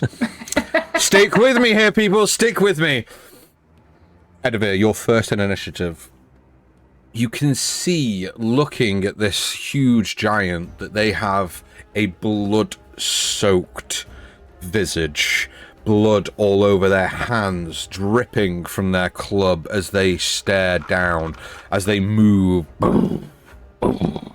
towards the group. and as they drag the club, you see that there are bits of rock kind of almost forming onto the club as it's being dragged along the ground. Okay. You're up. What do you want to do? Okay. So I think Edivir. How close am I to? Do we have a battle map? Yeah. We You're on? do. Yeah. What's- So Very from best you, scary. they are roughly 5, 10, 15, 20, 25, 30, 35, roughly about 40 feet from you. Okay, just jumping on Owlbear because I closed it a minute ago because I'm stupid. Okay, more what I'm interested in is there any underbrush that is hideable near me? I'm logging on right now, T6. There isn't a I can see. great deal. There's some like bushes, a few sparse trees. The rock formation is off in this direction, just off map over here. But you know, a few strides, and they're covering a great distance. Okay. So I think using this high initiative, I'm going to give us a little bit of an advantage to position ourselves better. Mm-hmm. So Edivir is going to first take his action to throw a smoke bomb at the feet of this thing. Okay. So it's going to be sort of, if it's moving towards us, I want it to be kind of at the edge of it because it's a 30-foot cloud. Okay, and that's 30 feet up and out. Yeah. Yeah. Okay. Cool. So I want to obscure, so he has to come through the smoke to get to us to give us a chance to sort of fan out and position. Okay. So do you want to draw that on? I will. My owlbear's just. It's okay. It's okay. I can do it. You'll join the room when the owner accepts. You need to redo it then. God damn it! Sorry, my laptop's being very, very slow. You're okay. So you you want that render I did it. That's fine. So we'll put the circle on here. You are now part of it. We have lots of people in here now. So owner Virgil, owner Liana. Right, I'm in. You're all good. Liana. So yeah, that's perfect where you put it there. So that's 15 by, so yeah, maybe a little bit smaller than that, but basically that. And then I'm going to try to move my 40 feet to this bush here. I'll take 35. Yep. This is a tree, right? It is, yes. So it's a smaller tree, but it's not hugely tall, but it is smaller, yeah. Okay. Is there enough there for me to hide behind it? Sure. I'm a very skinny man. very sneaker, sir. Very sneaky, sir. Okay, so then I'll use my bonus action to hide. Cool. That is a 19 stealth. A 19 stealth. Excellent. Thank you very much. And that's my turn. Okay. There you are, Miko. I've changed your token with the new one with hands up. Nice. Okay. So next... the smoke is obscured, so it obscures anything. Okay. So the hill giant's turn next, who has 40 feet of movement, unperturbed by your 30 feet of cloud, is going to 5, 10, 15, 20, 25, 30, and is going to essentially walk to the edge of where this cloud is. And you said it's obscured? Yeah, he's a lot higher initiative than I thought he'd be. Yeah.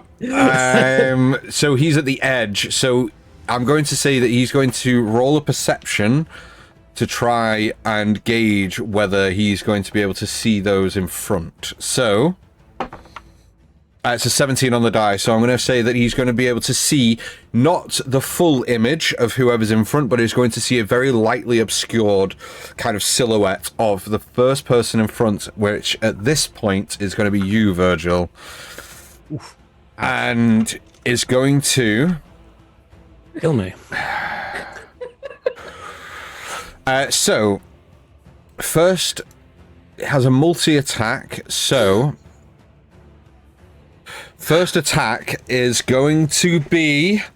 I'm only going to use one attack this round. He's going to use the squash ability. Dope. Which means it's a weapon, melee weapon attack, which is 13 plus 8. It hits. Is a 21 It hits. to hit. Yeah, of course it does. Okay. I'm a wizard. So that is 1 second. I just need to get all these dice I out. just said you're going to be toe jam. 1 second. So that is More of an L, I 15. think, myself. But... 16, 24 points of bludgeoning damage, and I need you... Oh, so the giant itself leaps up out of the smoke and lands on you. Um, I'm down. The giant... Yeah. Yes, of course I am. I'm a wizard. I've got 19 hit points. The giant is prone, Oh, okay. and you, Virgil, are grappled. Yep. Until the giant either decides to end the grapple early by standing up, or you can make a DC 15 strength athletics check to get out. So you just got body slammed, basically. So unconscious, Yep. stuck under a giant. Yep, Yeah. at this point, exactly How that, much? yeah. How Wouldn't much? be the first time, eh? How much damage was that? Sorry. 24. 24. Okay. At least it's not doubled. But yes, I am officially down. Okay, Yikes. cool. And then as... Oh, no, I'm going to save that. I'm going to save that as that action. That's fine. It does have a second attack. So it's going to aim its club and try and swing at next person that's closest is you, Pim. So it's going to be a club swing towards you. Is it disadvantage because he's prone? It is disadvantaged because he's prone.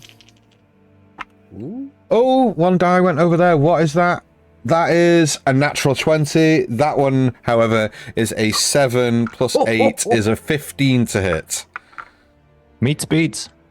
At least it's not a crit. At least it's not a crit. Yeah. So that is that one's cocked. So that is 7 plus that is 12 points of bludgeoning damage. As this great club swings to try and hit you and connects. Pim, you take 12 points of bludgeoning damage. Yep. Okay. Next in initiative order is Liana. Okay, Liana is... Oh, she's shitting herself. Okay, so what she's gonna do... How tall is this guy? That's probably not a very good Yeah. representation, is it? It probably should be smaller than that on the map, to be honest. But I had them at like 30 feet on the map. He's not that big. So I've reduced them. Should be about 20 feet. I didn't realize. There you go, about there. Okay, right, so she's That's just... a lot smaller. She's gonna try and climb up his back. Oh, he's lying down, isn't he? He's prone. Oh, okay, Get on top of no, him. she's going to try and stand on top of him and bring her axe down right on his head. Okay, go ahead and roll me to hit, Face. please. Okay. The weight gets worse for Virgil. So with you having 2 levels of exhaustion, this will be with disadvantage, correct? No, Or that's is it only 3 on- levels? No, it's so at the yeah, that's 3. So it's Right, at the moment okay. it's just skill checks and half Ability. speed. Okay, cool. Thank you. Not a crit, but 19 plus 5. Will 24. hit. Will hit. Go Will ahead and roll me hit. some damage. Chris is not enjoying this at all. I'm fine. That's max damage, so that is 12 plus 3. No, 12 plus 4, sorry. So 16 damage total. Yeah. Okay. And then I should have done that first. Damn it. Did you not rage? Did not rage. Oh no! I am going to, while still on top of him, rage out. Okay, you rage So I can do out. Nice, very good. Anything else on your turn? No. Okay, I'm gonna Kyria, you're stay up. where I am. Whoa, Pim, okay, you're I was next. up faster than I thought. Right, okay. Well, yeah, but Pim, Virgil, and Ombrin all rolled Yeah, I single figures realised on this now, initiative.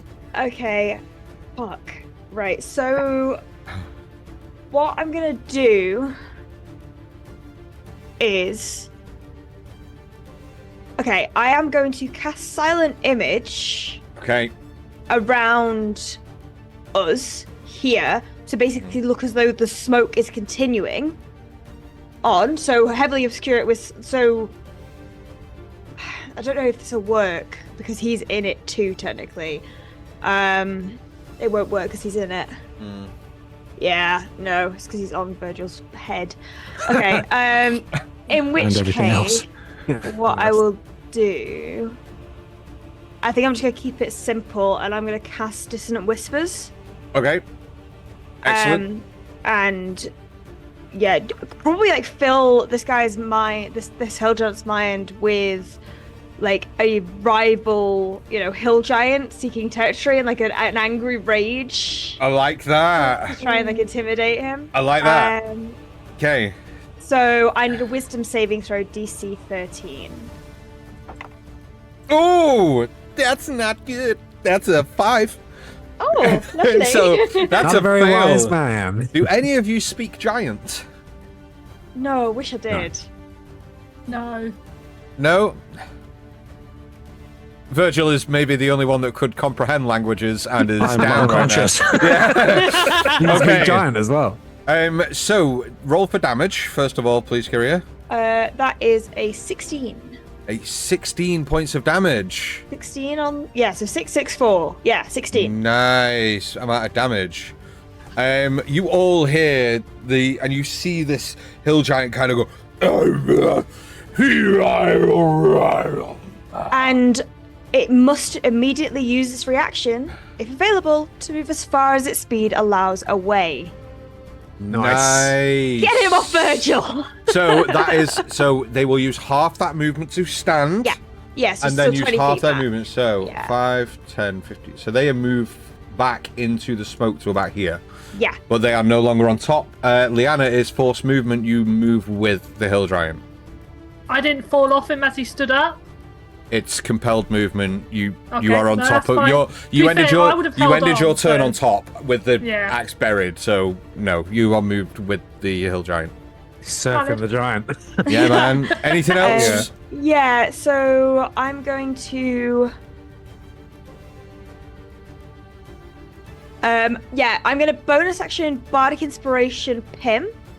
Excellent. As I kind of tap his shoulder. You got him, right? Implying to use the inspiration to add more healing. And then I'm fucking off. I'm out of here. Okay, so where are you moving to? Right, 35 feet. So I'm going to go 5, 10, 15, 20, 25, 30 here. Okay, no problem. Next in initiative, Pim, you are up. Fuck, that screws up my plan so bad. Oh, God damn it. No plan survives contact with the enemy, or in this case, no, your that is true. That is, okay. Yeah, I have 3 saves if you really want to do what you're doing. Just, That's not necessarily true. Yeah. Oh, God. You have 3 saves right now. Yeah. Don't forget, natural 20 brings you back up. Natural 1 ends it all. Yeah, no. Well, And Were if you he hits running? you again, No, it's I an know. I automatic know that. crit. I know. I'm just putting the fear of God Pim's in it. gonna I know. look around and start yelling to everybody. We running? We grabbing Virgil and running, right? Liana looks a bit... Oh, you can't see her. She's You can't see obscured. Liana. Yeah. And see, Yeah, so- she's making a lot of noises with a giant in the middle of a cloud. Yeah. Liana looks Oh, like a She's been cloud. there before. How high is the cloud? We 30 can't feet. see Leon on 30 feet? 30 feet. Yeah, 30 30 feet. Yeah, I'm encompassed. Oh fuck. Okay. I mean, technically, where you're standing, you're probably, if you're on its head, you're probably out of the cloud right now, but I doubt Pim would be able to see you. Yeah. As Kyria is kind of sprinting off as Pim says this about running, she's like, well, just get him up and then we'll figure it out. Okay, Pim, what are you doing, man? Action, bonus action, movement. I'm gonna. Okay, so I'm gonna bonus action summon Bark Okay, Bark is summoned. into the fog, Into the unknown. like next to the giant. Thank you for nobody apart from Dan laughing at that.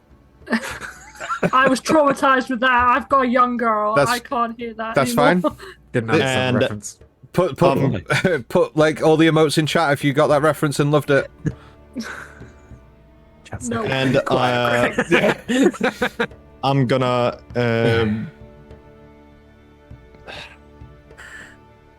Fuck. Ruth, you can have inspiration. I don't think you have time for that. I'm gonna fuck. Okay, Pim, come on, I'm gonna have to push you, mate. Let's go. I'm gonna buy myself use a hero point to buy another bonus action. I believe you used all your hero points last round. No, I have one left. I used two. Okay. I'm gonna buy an additional action. Yeah, a bonus action to command Bark to climb up towards Liana.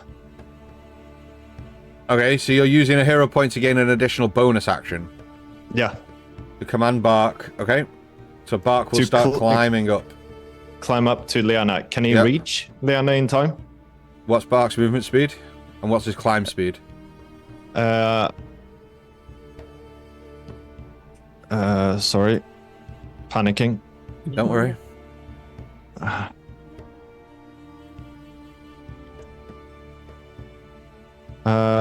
Movement speed is 30 feet, so climbing speed would be half that, 15. I wouldn't be able to climb to the top. It would get about halfway up. Halfway up? Mm-hmm. Okay, well, I'm just gonna tell him to keep climbing. Okay. Until he gets up to Liana. Okay. No problem. So that's 2 bonus actions. You still have your action and movement. What would you like to do? I'm gonna use an action to cast Cure Wounds on Virgil. Okay, go ahead and roll me the hit points that Virgil will get. Cure Wounds is D8, right? Mm-hmm. And yeah, I'll plus use a Bardic. yeah, D6. And your plus wisdom. D6. Yeah, and your wisdom. So that is 14 points. Virgil, nearly back to full hit points. Well done. Nearly back to full. Amazing. So I'm gonna Pim's gonna crouch down, put his hands on Virgil, and this sort of same green energy flashes in his eyes as moss starts to cover your wounds and then break away. And then Pim's gonna say, buddy, you need to get up. Like, quick. This wasn't my choice. and I'm gonna try, like, I can't move that far, but can I try and drag Virgil with my feet? Like, with my movement? You might be able to drag him 5-10 feet max. Yeah, given your strength modifier, you probably gonna get 5-10 feet. Whatever I can. If I can drag him 10 feet, like, towards Kyria's direction, then I will do that. Okay, so you're gonna just move him to there. Yeah. Cool. You do so. Excellent. So that's full movement. Virgil, it is your turn. You are being dragged by Pim 10 feet. You are still prone currently on the ground. So what would you like to do? Ombrin, you're up next. Okay. Feeling Pim trying his mightiest tiny self to drag all of Virgil somewhere. Virgil will probably feel like a small amount of discomfort as the gravel rolls across his back after being thoroughly buried by a mountain of a person. I will use 15 feet of movement to get up and stop myself from being prone and sort of look at him and say, it's fine, it's fine. Oh, my ribs and my everything. This is fucking awful. I'm never leaving the city again. Right, directions. And I'm going to use the rest of my 15 feet to move this way, and then my action to keep going, hobbling all the way to here. Okay, so action dash. Yes, action dash. I'm moving as far away from the big thing that might kill me again. Okay, anything else from you? No, that is it. I'm going to sit and quietly contemplate my life. Okay, no problem. Ombrin, you're up. So we can't see the giant, but we can see like shapes moving in the cloud. Like we know that. Would we know that he's still in the cloud at this point? Yeah, you would. You know that he's been forced to move into and away from you. You wouldn't be able to see any shapes or anything. It's heavily obscured, Edivir, right? Or is it lightly it's obscured? obscured. It just says obscured. Okay, so it's obscured. So I would say you might be able to, because of the size of the hill giant, you might be able to get a very, very faint outline. It's like a dark Like we see the swirling. We see the swirling. Yeah. All right. In that case, then, I mean, Ombrin's not the type to leave people behind, even if there's not a lot he can do. So he's going to move into the cloud. Okay. Until he's basically standing next to the giant. Okay, so you move into the cloud. Okay, I like that. And if I'm standing next to the giant, am I able to see any part of his form? Like, can I differentiate his legs from cloud that's not his legs? You wouldn't be able to pick out body parts from where you are. No, you could. From where you're stood now, you might be able to differentiate mass to leg. Yeah, but So let's say Essentially, then what I would like to try to do is I would like to try to use my pole of collapsing and extend it out so it's at its full 10 feet length, and like wedge a corner in the ground between his legs. So in the effort that when it's his turn and he tries to move, to try and trip him. And I will also use my it's my armor of magical strength that allows me to use my intelligence modifier added to strength checks to hopefully try and basically trip this dude. Okay. Nice. Okay. But I'm not actively trying to trip him now. It's trying to use his own movement. Yeah. Excellent. Okay. Go ahead and just roll me an athletics check now, just so I've got it for when that eventuality will come around, because there is a very high possibility that this very unintelligent hill giant will try to move forward in a second. So yeah. That's a natural 20. Nice. For a total of 24. 24. Fuck yeah. Okay, so you essentially just drive this pole into the ground and almost kind of stamp your heel in with it to anchor it in, and very much are just getting low center of gravity and almost using your full body weight to anchor this into position, ready for when the hill giant moves. Excellent. Anything else on your turn at all? Just for giggles, because I have the bonus action, I will have my hummingbird pop out of the canister on Ombrin's back and basically fly straight up into the air to give like an aerial view. Mainly on the lookout for more hill giants. Okay, cool. Good to know. Okay. Ombrin has a drone, so he's going to use it. Yeah, I like it. UAV online. Excellent. Edivir, top of the initiative, you are up. Okay, smoke dissipates. Cool, no more smoky smoke. Daggers appear in hand. Many stabby stabs. No, I'm going to bend, lean round the tree. Still hidden, I assume? Yeah, very sneaky. 2 daggers right at him. Excellent. Go ahead and roll me to hit, please. And remind me again, if I'm attacking from stealth, do I get advantage or no? You do get an advantage, and you also will get your sneak attack on this because of 5 feet. Yeah, so yes. Yeah, okay. So first one. Definitely within 5 feet. First one is a 17. Oh wait, no, it's more than that because I haven't added anything, but it's 17 plus stuff. Yep, 17 will hit, plus stuff will definitely hit. Plus 5. Yep. Okay, I'll just roll the second attack. Natural 20. Natural 20! Nice. God, fantastic. So this with the braces of flying daggers, this counts as one action, but is it the attack action? It is, yeah. Because you use an action to activate the braces of flying daggers, and then you immediately make 2 attacks. Yes. So it would be the first one that I got the sneak attack on, but not the second one? Correct. Yeah. Can I choose? No. Always the first one. I know. That's fine. So sneak attack 1 coming in. So that's 4 plus 3, 7 points of damage, plus... Where are my d6s? Where are my d6s? There's one. It's 5, 7 plus 5, 12 plus 5, 17. 17 points of damage on the first attack. Very good. Roll me some damage on the second, please. I added the plus 3. And the second one, this is double dice damage. Is a 4, so that's 8 plus 3. So 11. 11 on the Excellent. second. And then please go ahead and roll me a d20. This is it. Is this your fuck. Your first chunky of the campaign. Endervere's first chunky crit. Hell yeah, chunky crit! No! Been waiting for this shit. That is surprising. I know, right? Yeah. I haven't had one yet. I roll like shit. I'm never going to get one. I rolled a fucking 18 on the either. chunky crit, though. Hell yeah. We're going to have to rebalance these chunky crits, aren't we? Roll initial 2d6 damage from the strike. 6 plus 4, another 10. Another 10. Yeah. Amazing.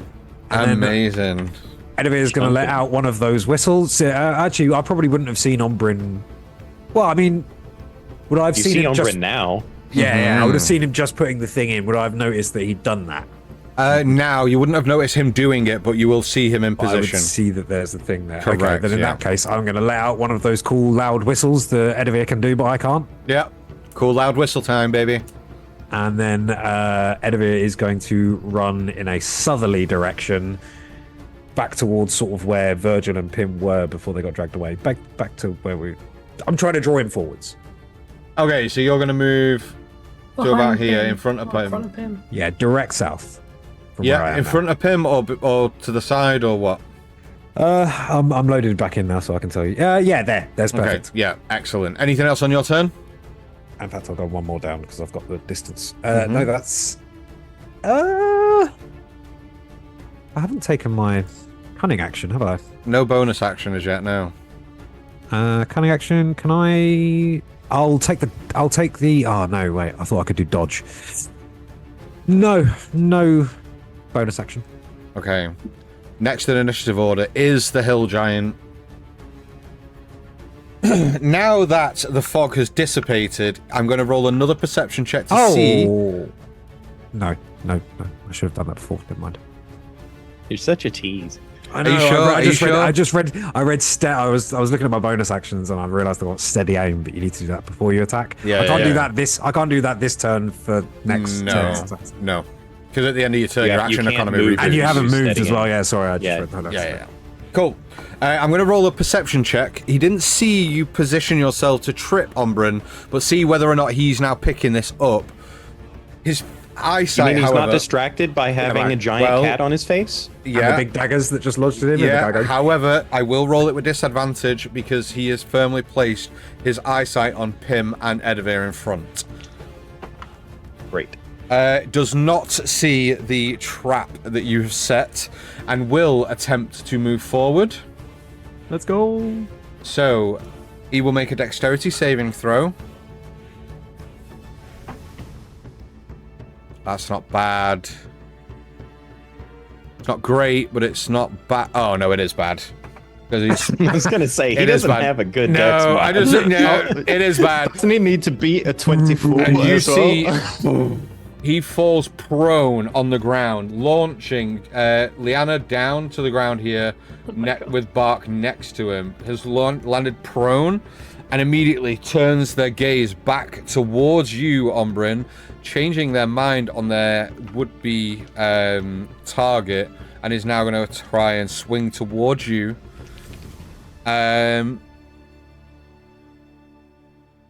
He's only used 5 feet, so even though he's prone, it's still his turn. He could potentially just get He back could up. stand up, yeah. He could, He's making just it not going to have a whole lot of movement to use afterwards. use afterwards. Yeah, What was that? Was that 10 feet that you moved? I just and if I get up, I've got 5 feet left. He is gonna get up because I can't afford to take disadvantage on the attack. We'll stand up. And we'll just swing wildly back towards you with the club. And this attack is not like you have seen before. You see that as the attack, and as the club swings towards you, the ground shakes and trembles beneath your feet as you see bits of rock and earth just launch up from the ground and form on the end of the club, almost making it a maul at that point as they swing back towards you. Bring it. Ooh, that's not bad. That is a 19 to hit. Oh, he absolutely hits. Okay, so as the... Oh, you're not going to like this either, Liana. 1 second. Or Bark. Yeah, Bark, Liana, and Ombrin are going to take additional damage. As the strike hits you, Ombrin, the initial damage is... 1 second.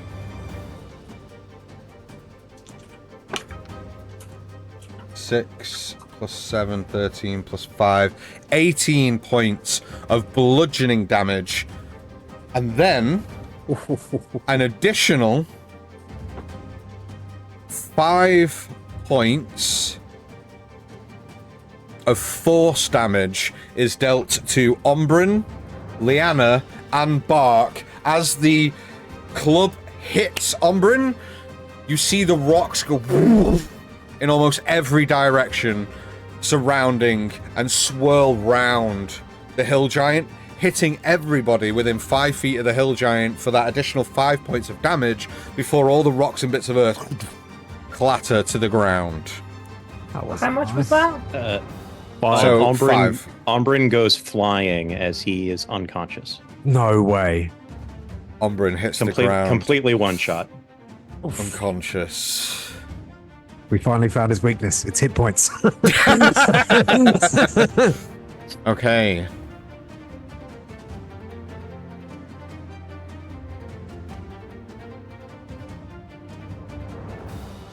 Okay. Stands plotting. Okay. He's doing quite a lot of damage, but you guys are also doing a hell of a lot of damage. I'm going to use it. His bonus action that he can use once per day is going to be Stone Guard's Resilience. Meaning that as a bonus action, he gains temporary hit points equal to its Constitution modifier plus its level, and gains resistance to bludgeoning and slashing damage for the next minute. As you see, it just his hand into the ground, and earth and rock begin to form around its body as it gains additional hit points and also gains resistance to bludgeoning and slashing damage. But not piercing. Not piercing, no. Sorry, 1 second. Let me read it. It is, sorry, bludgeoning, usually all three. Yeah, bludgeoning, piercing, and slashing. Sorry, I misread. It is bludgeoning, piercing, and slashing damage for the next minute. Bugger. If there's time for it, we'll get there. Liana, you're up next. Right. So, is Liana prone? Make me a dexterity saving throw.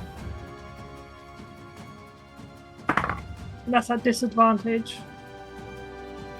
Why would it be a disadvantage? Isn't that a saving throw? Oh, it's no. It's only On checks. skill checks. That's fine. That is a And 21. actually, your danger sense might give you advantage if you can see the problem coming. I don't know if that would count Danger for Liana. sense. It doesn't matter. She got a 21. That should be I got 21, you're fine. yeah. You do not fall prone, no, you are fine. Okay, so I am going to. Is my axe still in its head or is it in my hand? I will say it's in your hand. Okay. Just left it in there. Yep. Is it a free action to drop my axe? Is it a free action to drop your axe? Yeah. Sure. Okay. Interesting choice for a barbarian to make. Mm-hmm. Let's watch as this unfolds. Where's this gonna go? I have a plan. Right, so she is going to drop her axe, All choice and comes she is if going there's one. to scale him again Okay. until she is standing on his shoulders, Yeah. and then she is going to dig both sets of claws into his eyes. Okay. Okay, go ahead and roll. I am trying to aim to blind him. Okay, go ahead and roll me to hit, please. The DC for this will be higher because it is a targeted attack. Yeah, I presume so. And you're aiming for a specific area, so the AC is just increased a little bit. I'm gonna use my inspiration to re-roll that. Sure. That's what it's there for. Thanks, Ruth. It's a fucking nat 20! Natural go. 20. Amazing. Double thank you, Ruth. Amazing. Okay, so you managed to hit with a natural 20. What type of damage does your claws do? I would imagine it's going to be piercing or I think that actually might be slashing. slashing. Attack, claws. It doesn't matter. It's one of the They physical are things that slashing. he is Yeah. resistant to. Okay, yeah. so he is resistant to it either way. Yeah, fine. Go ahead and roll me some damage, please. Right. So.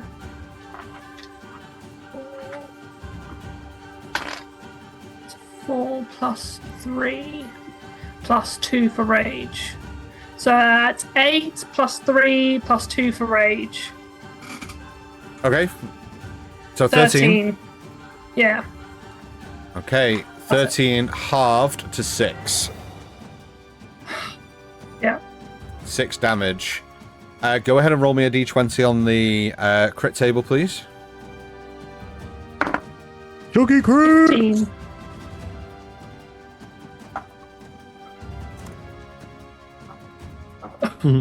Oh! What Please tell me is he's blinded. Please tell me He's he's blinded. blinded. Roll, it's not. But I no. So you've attempted to try and blind him.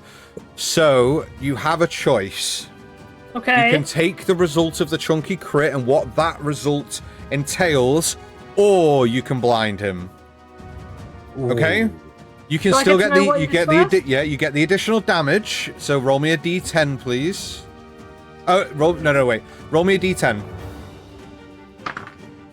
8. 8, okay. So, you have a choice. You can either successfully blind him, or you can cause him enough pain that he drops his weapon, and the weapon drops 13 feet away. One of two choices. You can't have, but you can't blind him and him drop his weapon.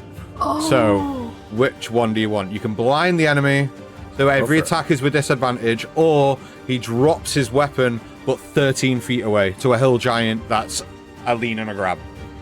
13? That's such a weird number. Well, it's 1d10 plus 5 feet, so 8 plus 5, okay, 13. that makes sense. You know, I'm gonna do what I originally intended to do. I want to blind him to give us the opportunity to run. Fantastic. So, yes. Okay. So we're running. Enemy's like, wait, what? Yes. I'm killing this dude. 1 second. One of us is down, dude. This is news to me. Temporary. The hill giant is blinded. Is it what was it that Ombrin said? He's in a transient state. No, it's not gonna work. If anybody wanted to know, he's blinded! Let's go! Very blinded. Yeah. Amazing. Anything else on your turn, Liana? Yeah. For the shit, I'm going to roar while my claws are still in his eyes. Do the roar, I'm going Daddy. to roar like ferociously and ferociously. You can and roar do however my you want. daunting roar. Don't let vocabulary define it. You just roar however you want. She's a daunting barbarian. roar. She doesn't So- have vocabulary. Vo what? Yeah, that. Cool. What's he rolling? She doesn't have vocabulary. Fuck you do. Wisdom. Thank you. That's a 15 on the die. Minus 1, 14. Oh, still beat me. Okay. 14. Fortunately, does not succumb to the effects of your daunting roar. Excellent. Do I have any movement left? I can't. I don't know how much it was to take to get up here. I would say it's 20 feet to get to the top, so you've probably got 10 Okay. feet left. I have 15 feet left. Fine. At which point I'm gonna jump. I'm gonna jump off it. Sure, dexterity Don't saving forget, throw, don't please. forget your axe is on the ground in front of him. Oh Yeah. yeah, I would have jumped towards Max. So you're correct there. I would have jumped towards Max to there. Sure. Dexterity saving throw, please. 20 feet. You drop your. Oh, maybe an acrobatics check, not dexterity saving throw. Acrobatics. Let's see how well you do this. Cats always it's the land on same. their feet. We don't know that. Me. The dice will decide that. Not a cat. That's +2 is a 17. That's with disadvantage. You've got exhaustion. It's an ability check. Oops. But you also have advantage because of danger sense? That's not a Saving saving throw. Not a saving throw. It's a little bit less. That is a 15. 15's fine. You land on your feet. Very good. Kiri, you're up. Okay, because I want to make an attack roll. What Nice. I'm going to do. Hell yeah. What I'm going to do is I am going to grab the Dark Shard crystal from my pocket. The Dark Shard. Nice. I've got something in my front pocket for you. I'm going to make an intelligence check. Mm-hmm. I'm good. I just have to be a 10. I got 11. Yeah, good. And I'm going to cast Eldritch Blast! Hell yeah! Blast. Nice. Go ahead and roll me to hit, please. Nice. That is a 20 to hit. No, it's not. 20. It's a 22 to hit. Oh, good. I'm glad you said Technically, 22. you have advantage because he's blinded. That's I true. have advantage because it's blinded. You're so right, Miko. It's worse. Always. Nice. 22 still hits. Yep. 22 definitely hits. Go ahead and roll me some damage. D10. Where are the D10s? They ran away. That's a with the 10. beach wolves. There we go. Nice. Force damage. 10 Nice. force damage. Oh, hell yeah. So he's not resistant. Yeah, So and good. I'm for that. also going to do life drain and get an additional 3 necrotic damage knocked off with that. So 13. Life drain is an ability. It's an ability. Cool. Yep. I was like, I'm sure I know about a spell called Life Drain, but it's not Life Drain, it's False Life. Anyway. Yeah, no. And Moving then on. as my bonus action, I am going to Healing Word at 2nd level, Ombrin. Hey, thank That you. is 2 spells in a turn, though. No, it's not. It's a cantrip and a spell. Cantrip. Eldritch Blast is a cantrip, isn't it? Eldritch Blast is Yeah. Yeah, Do you only get one shot that. with Blast as well? I thought it was 2. Level 3, yeah. It yeah. goes up as you Oh, go. but yeah. Oh, yeah, Cool. of course. Go ahead and roll some hit points for Healing Word for Ombrin. You're so welcome. I got, so it's 11 hit points back. What's the range on Healing Word? 60 feet. 60 feet. Cool. Good. Just checking. Yeah, I'll stay there. Quite No like being here. problem. Excellent. Pim, you're up. All right. We need to get away from this guy, like quickly. So I'm gonna use my bonus action to command Bark to use Root and Stride and pull Liana through the ground. Ooh, does the person not Okay. be willing? She would not be willing to be pulled away while other people are within his range.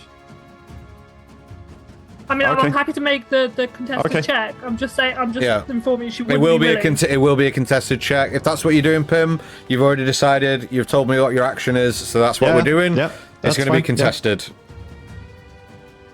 Oh, what am I rolling? Strength? Thanks, I guess.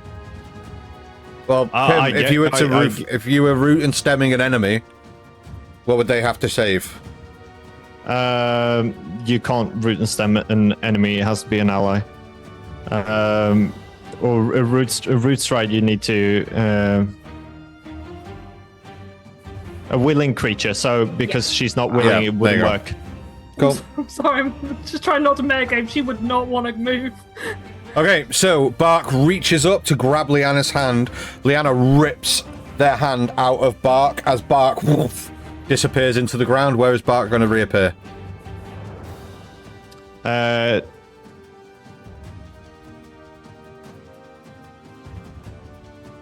Be there.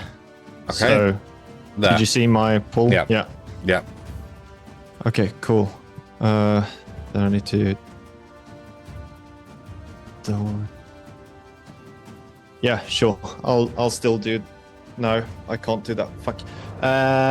Never mind. Oh,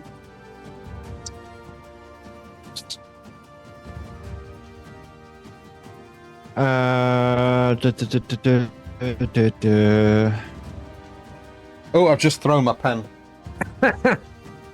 We interrupt this regular scheduled broadcast for Dan throws a pen.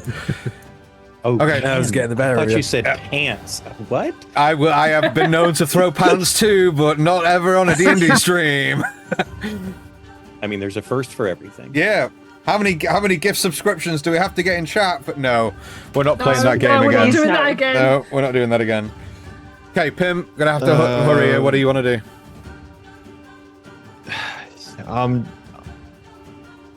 So conflicted. Pim's just I know. gonna run. Completely fucked his turn. He had it all planned out, and then I completely fucked it. I'm so sorry. Pim's gonna run towards Ombrin, so 25 feet to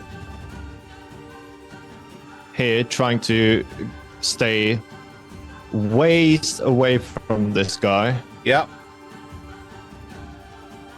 And get there. And then I'm gonna take the dodge action. Okay. You're surrounding this motherfucker. Next in initiative is Virgil. It is me. So.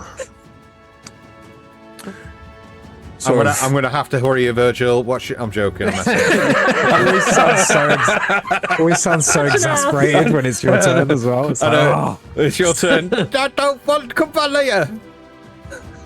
So, sort of having regained some breath and watching everyone doing their best to down this thing, he's going to take, sort of, come 10 feet forward just behind Kyria, and as he's doing, he's pulling his arms together, and you just see this ball of bluish green arcane energy, and as he does, Quill flicks out of his thing and starts writing and scribing more incantations and runes across it, and as he does, he forms this chromatic orb of force energy, using my scribe ability to change damage types on spells when I can. And as Kiri's Eldritch Blast flies out from behind them, just this sort of eldritch bull almost seems just charged with two legs through the air, these massive horns prone, and I'm just aiming for the side of this thing's chest, essentially. Nice. Go ahead and roll me to hit, please. And it is with advantage because he's blinded. With advantage because he has no eyeballs. I know he has. King. They're just embedded in the fucking back of his skull, with like, you know, like the end bits that you find if you have like cats and dogs of like claws that just just like embedded like. Yeah, that's enough of that, dude. Right? Oh, that no trigger warning was played, right? The absolute king of spell flavor, by the way. Yeah. Oh, I know, right? Okay, that will be a natural 20 on the advantage there. Natural 20. Let's go. Let's fuck this guy. Kiri, I'm going to keep this thing alive till at least your next turn, just so you've got another chance of getting your natural. It's okay. I don't know what's going to happen. I know, me neither, mate. Right, so that is 6, 12. That's 18 doubled. 36. 36 points of force damage into the side of this dude. Ooh. Fucking hell. Jesus. Crunch. And roll me a d20 on the crit table, please. That's a 17.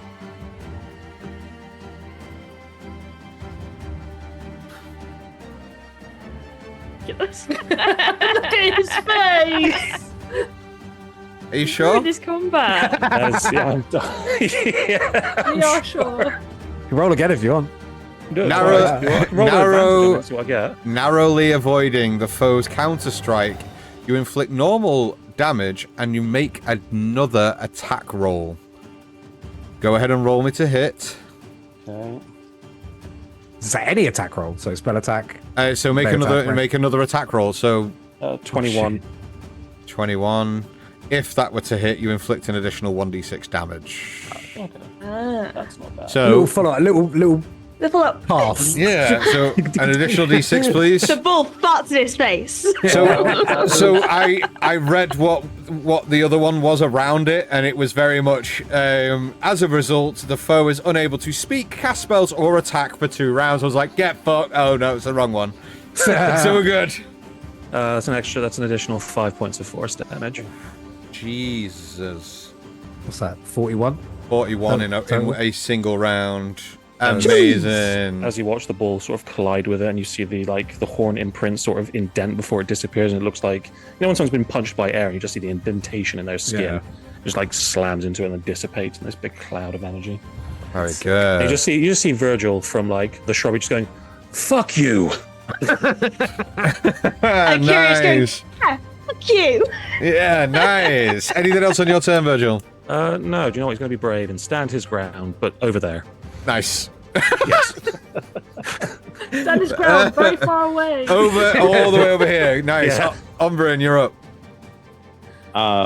So Ombrin picks himself up off of the ground, feeling very achy and in quite a lot of pain after the pummeling that he took, and is going to hold up his arm that he's been, that he gets all of the chemicals and alchemical stuff from, and just like flings his arm in that thing's direction, and a small vial of acid pops out and starts flying at the giant. So I'm going to throw an alchemical acid at him. Nice. Go ahead and roll me to hit, please.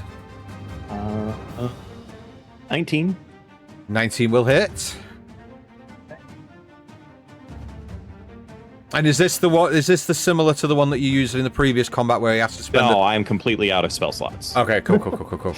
Yeah, no, this is just a basic acid vial. It is slightly improved because of his alchemy, but it's 11 points of acid damage. 11, still a substantial amount of damage. Very good.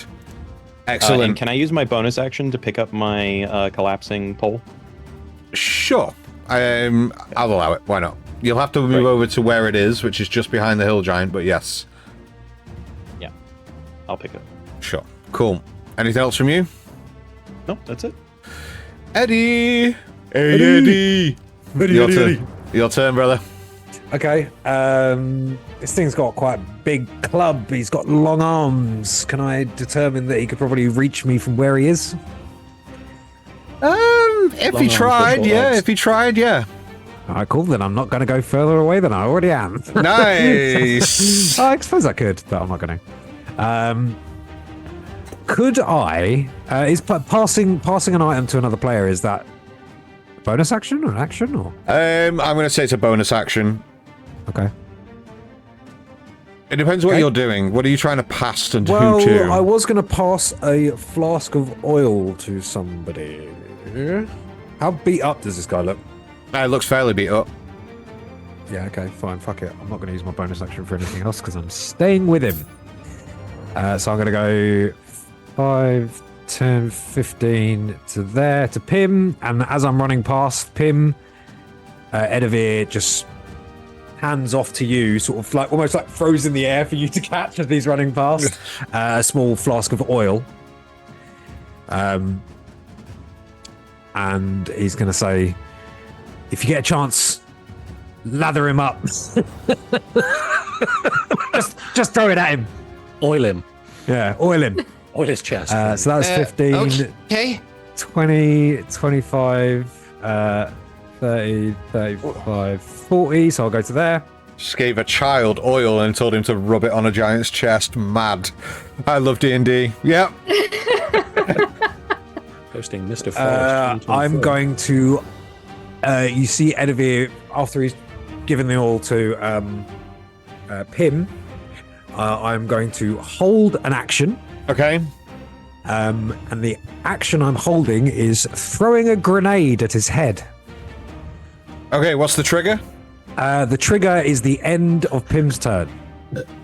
Trigger is it a hit? So whatever Pim decides to do, if he throws the oil or not, I'm going to throw the grenade at the end of Pim's turn. So nice. Pim, you can do whatever you want if you have other plans, but if you're looking for something else to do, then okay. I feel throw like some we oil need at to him. put I feel like we need to put a content warning on this episode. Yeah, this is getting weird. Bit graphic. Yeah, it's getting Flammable oil. weird. It's flammable oil. It's like lamp oil. It's not baby Nice. oil. Calm down. Nice. I give him a bottle. If there is any new viewers that have come to watch us, I would love, in the deepest part of my soul, to say that this doesn't happen every week. But Yeah, no, this I is feel 70% like, of our content. I feel like I wouldn't want. I'd be doing you a disservice by lying. Hill Giant is up and is blinded. Is just going to swing wildly. So Edivir, Ombrin, Pim, and Liana, you're all within striking distance. So, as point of fairness, I'm going to give you all a number, roll a d4, whatever I roll, you're the person I'm attacking. Does that Okay. sound fair? Yeah. Good, because that's Can what I I'm be doing two? anyway, even if you said no. No, you're number 1, Pim, you're 2, Ombrin 3, Edivir 4, okay? What about Park? I don't have a Park doesn't. 5-sided die. It is 3, unfortunately, that is you, Ombrin. Ooh. It's it. going to try and swing the club towards you With disadvantage. with disadvantage and is going to activate the Quake Strike ability again. So course he if is. this hits, it will affect everybody within 5 feet. So Edivir, Within 5 feet? no. I don't think any of us are. No, so you should be fine. So just Ombrin. Yeah, we've all kept about 10 feet back. Okay, with disadvantage, I rolled an 18 and a 16 on the die. So the 16 plus 8 will hit, I assume. 24 I will. will hit, yeah. Okay. Absolutely. Ombrin, what's your hit point total? Just roll the damage, my friend. I don't like that you called me my friend. I don't want to do it now. Okay, okay. This is how the DM does the guest character. That's 21 points of bludgeoning damage. He's alright. Okay. And force damage? No, because you're not within 5 feet. You're within you're 10 feet, so not within 5 feet. So the force damage is only Okay. 5 feet of him. All So it's right. only the initial bludgeoning damage that you take. That is one ability. That is one attack. We're rolling again to see who he attacks next. Ombrin, are you still up? Is Ombrin down? No. Okay, Ombrin is down. Okay. Okay, second attack is coming towards you, Pim. That's not good, guys. There That's goes not our good, healer. guys. It's with disadvantage. I It's with have one disadvantage. spell slot left. Pim, what's your AC? Does a 15. Okay, so the disadvantage was 7 on the die, plus 8 is Still 13. hits. Ooh. 15. 8 plus 7 is 15. 15. That's right, 15 meets beats. Which hits. Yeah. Shit! Thank It's alright, you got items, you've got stuff, guys, think about it. Check inventories and stuff, man. You got loads of stuff you can use. You have no potions. I mean, I have one thing I can do. Someone has potions. Pim, I think we No. do. Yeah. as you see a very large giant launch themselves in the air in the direction as they swing towards Ombrin and hit Ombrin, their full body mass will hit you as they use squash for the second ability. Oh, So this is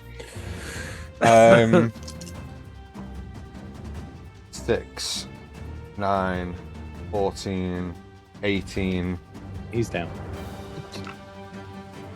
18, 24, 29 points of damage as he lands on top of you and squishes you. 29 points of damage. You are down, Pim, I assume, unconscious? Oof. Can you message me? Can you message me? What was your hit points before that attack? Do you want me to message you? Yes, please. Thank you. So, the giant is prone and blinded. Pim is underneath the giant. Is currently grappled and unconscious. My turn. Next in initiative is, yes, Liana, it is you. So the giant is on top of where Pim is, yeah? Yes, I will move him in just a second.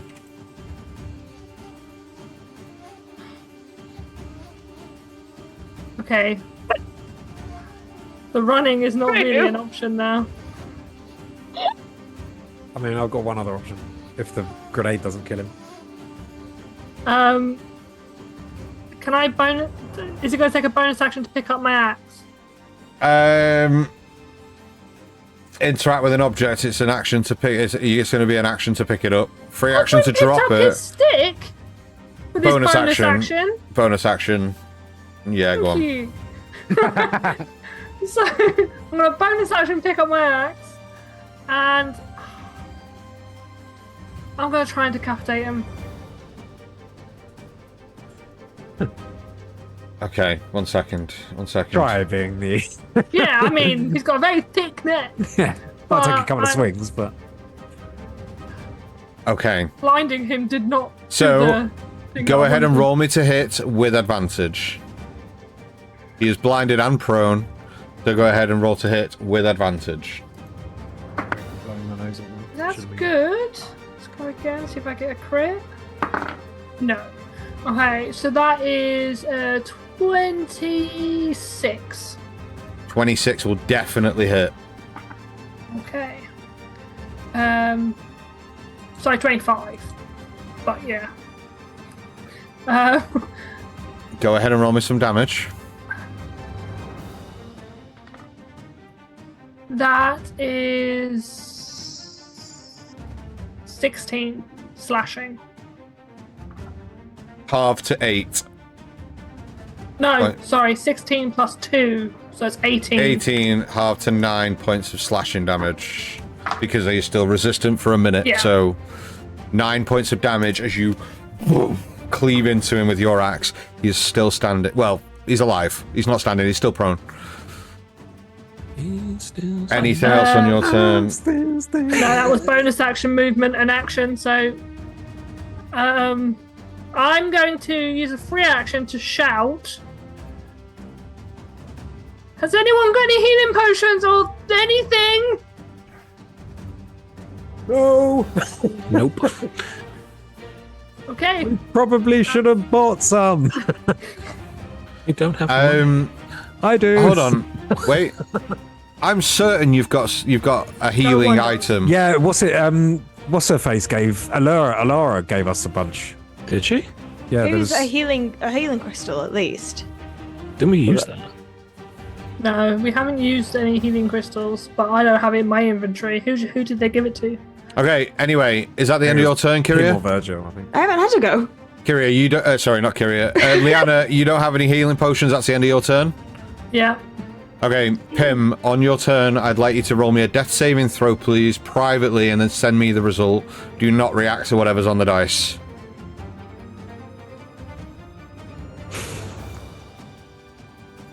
Thank you. The end of your turn, Pim, Edivir, you release the grenade. Yeah, so seeing Pim go down, I'm like, oh shit! Pull the pin out, throw the grenade at this motherfucker. I'll obviously try and throw it at a part of his body which isn't where Pim is underneath. Why nothing? When the thing squished him, did the oil spill? Nah. You don't know that. Well, okay, fine. You don't know. You don't know. Okay. It's sinking. I held the action, Pim it's out. happening. Let's pour one out for Pim as he goes up in flames. Okay, No, so... joking. So go ahead and roll me to hit with the grenade. Well, no, it's not a roll to hit. It's a dexterity saving throw, DC 13, but he is blind, so it's with disadvantage. And prone. And prone, so it would be anyway, yeah. Isn't he? Isn't So prone, 4. like- So 4, yeah. 4. Yeah. Okay, he takes 4 plus 5. He takes 9 fire damage. 9. Yeah. It would Okay. have been more if he was covered in oil. But he's not. He's looking very, very beat up. And it is Kyria's turn. Go on, Kiki. Well, I feel awful because I've been given inspiration to get a crit, but I don't have any to hit spells. Oh. I only used Eldritch Blast. That's why I haven't got one. Because I don't have any spells. Right then. So I will. Right, so we've got Ombrin unconscious, Pim unconscious. Can I even see Pim? Nope. No. Excellent news. He's underneath a giant hill giant. Giant hill giant has come back around. See, this is a thing. That giant hill giant. Yep. Oh, GHG. Andrew says, enter the giant's body. Do not. No, I'm not doing that. Don't do that again. He hasn't been. Oh no, wait, he hasn't been old.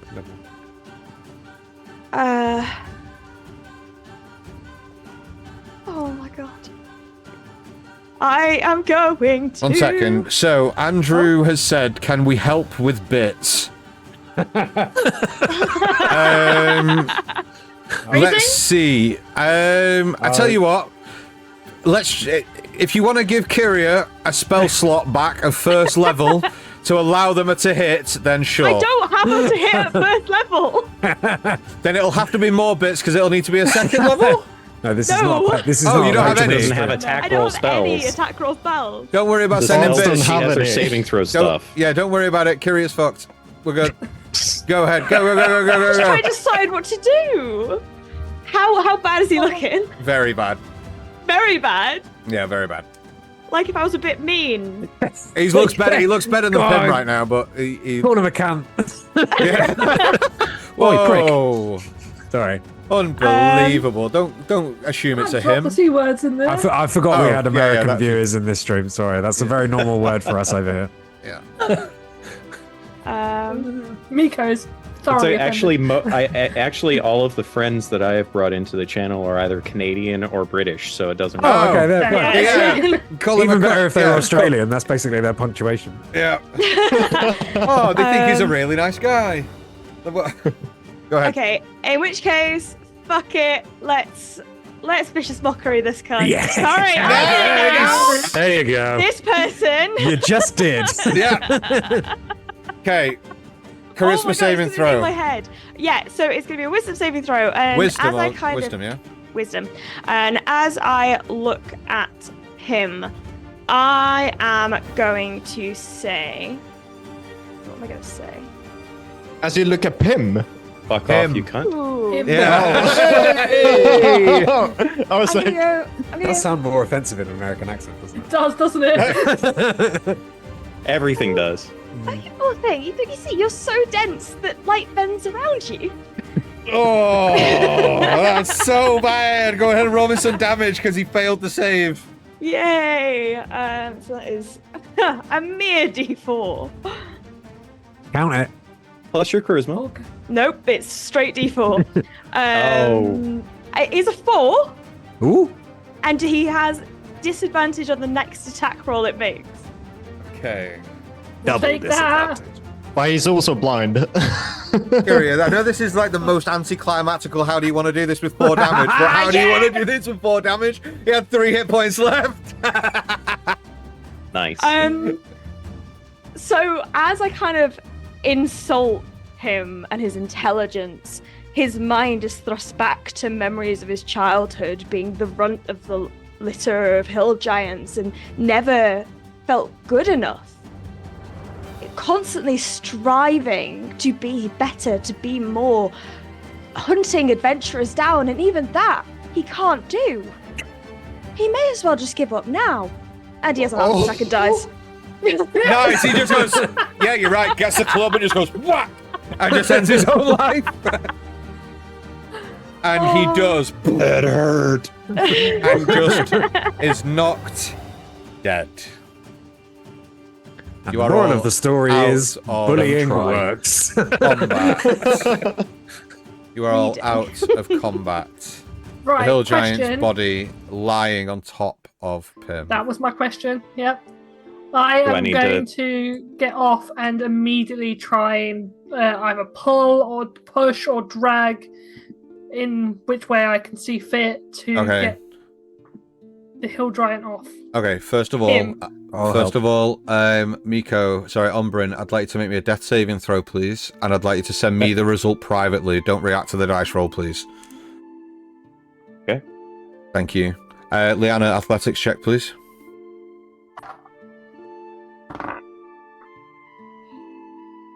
$16. Can I It's be? a check. It's a disadvantage, isn't it? I did It say is. I was helping her as well. I said I was running over to help. Oh, it was bad. then it so can was be- 16. But question, are you raging? Yes, I'm still raging. So it's Okay, advantage. because you have advantage on your strength, so it cancels out. And I was helping as well. Oh, well, so I Yeah. took the first one anyway. The second one that I did for disadvantage was higher, so it Oh, would be the okay, first one okay. anyway, which was Okay. 16. Okay. Kyria goes to cast Healing Word on Ombrin, and during this time does a glimpse of Pim come through as they're lifting. A 16 total. Yeah. You are struggling, and it's a hill giant. They do Yeah, not I mean- weigh. It's not. You are struggling, even though both Edivir and Liana are pushing. It is going to take a moment or two just to try and get to Pim, and in that time, Pim, I'm going to need another death saving throw, please. So roll. So do I send get me. sight of him? Well, in a second, he will. It's another death saving throw first, and then Okay. just as we get into this next round, you might be able to get sign of Pim, yeah.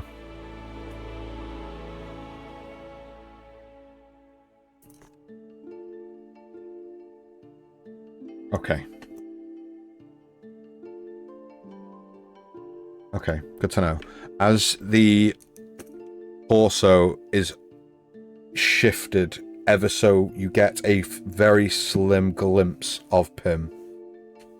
So going to heal Ombrin out of instinct, seeing him there on the ground, Liana and Edivir pulling up this giant catches my attention. I see this small halfling hand, and I just go, "I'm so sorry," and I'm going to cast Healing Word on Pim. Okay, go ahead and roll me some hit points, please. Does anybody 5. do anything else? Virgil is going to run up to the point where Pim, his hand is showing, and as they're lifting the body, he's just going to start scratching at earth and trying to create essentially like a crater or some kind of indentation where he can sort of just pull and slide Pim out. Okay. I have a question, DM. Yeah. Bark can move freely on my turn when I'm knocked out. Would Bark have a turn? Because he would technically move with me. Well, once you fall unconscious, do you not lose the wild shape? Doesn't when he goes to sleep. No, he acts on his. But he's your wild shape. So if it's a typical druid wild shape, when you get knocked unconscious, the wild shape fades. Spell ends, you know, So it's the same. It's the same effect. So Bark would not be there. So Bark wouldn't continue on existing if you weren't there to hold that magical connection and that wild shape magic. I need to double check that with the wildfire druid because that's where I based it on. Okay. You can double check, but for now I'm going to rule that Bark isn't there. Even with a wildfire druid, I would imagine, even if a wildfire druid falls The spirit unconscious. manifests for an hour until it's reduced to 0 hit points until you use the feature to summon it again or until you die. Yes, Until you it's die. I'm dead. Oh, die! dead. Yeah, Until so I die. Unconscious is he would still be there. Okay, fine. Yep. Bark has a turn. Then Bark would probably move up and try to help because This Right. little stick. me. Okay. Once, problem. Could he do the thing where he travels through the ground to get Pim out? Oh yeah. I couldn't be commanded to use certain abilities, I don't think. Pim has to command certain abilities. Once Pim is sort of being retrieved, Kyria is going over to administer healing, and Virgil is sort of scratching the dirt out from Pim.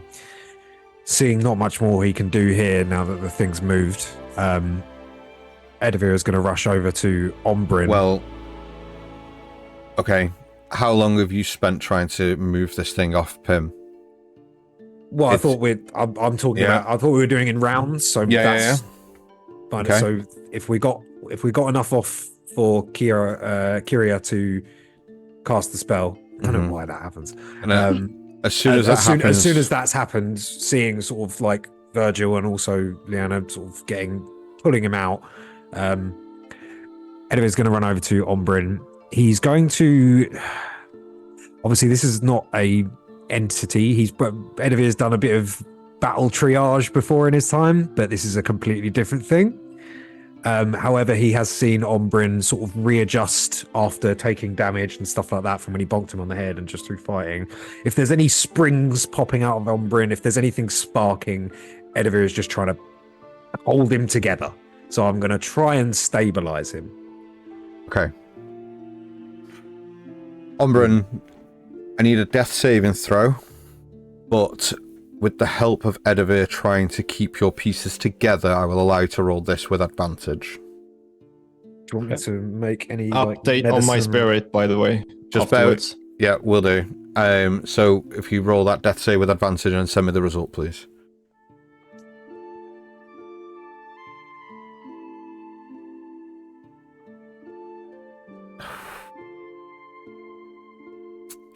Okay. Update on the spirit.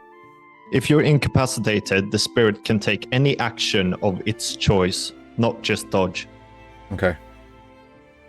Okay, well, for the sake of it then, Bark will root stride, pull Pim out from underneath the hill giant. So Pim, you are out from underneath the hill giant. Okay. I will come to you in a moment, Ombrin. And as he's doing this, Virgil just shouts over. Edivir shouts over to Virgil. Virgil, this seems more like your wheelhouse, mate. Yes, okay, hold on. Just, Leanna, can you just don't drop the thing? I've already been in there once. Oh, coming. Okay. And Virgil will go and join Edivir next to Ombrin's pieces. Okay. Pim. The last thing you remember is this huge, hulking hill giant body collapsing on you. And as your eyes surrender to the embrace of darkness, you feel a gentle breeze caress your skin. The scent of wildflowers and fresh morning dew on the blades of grass around you.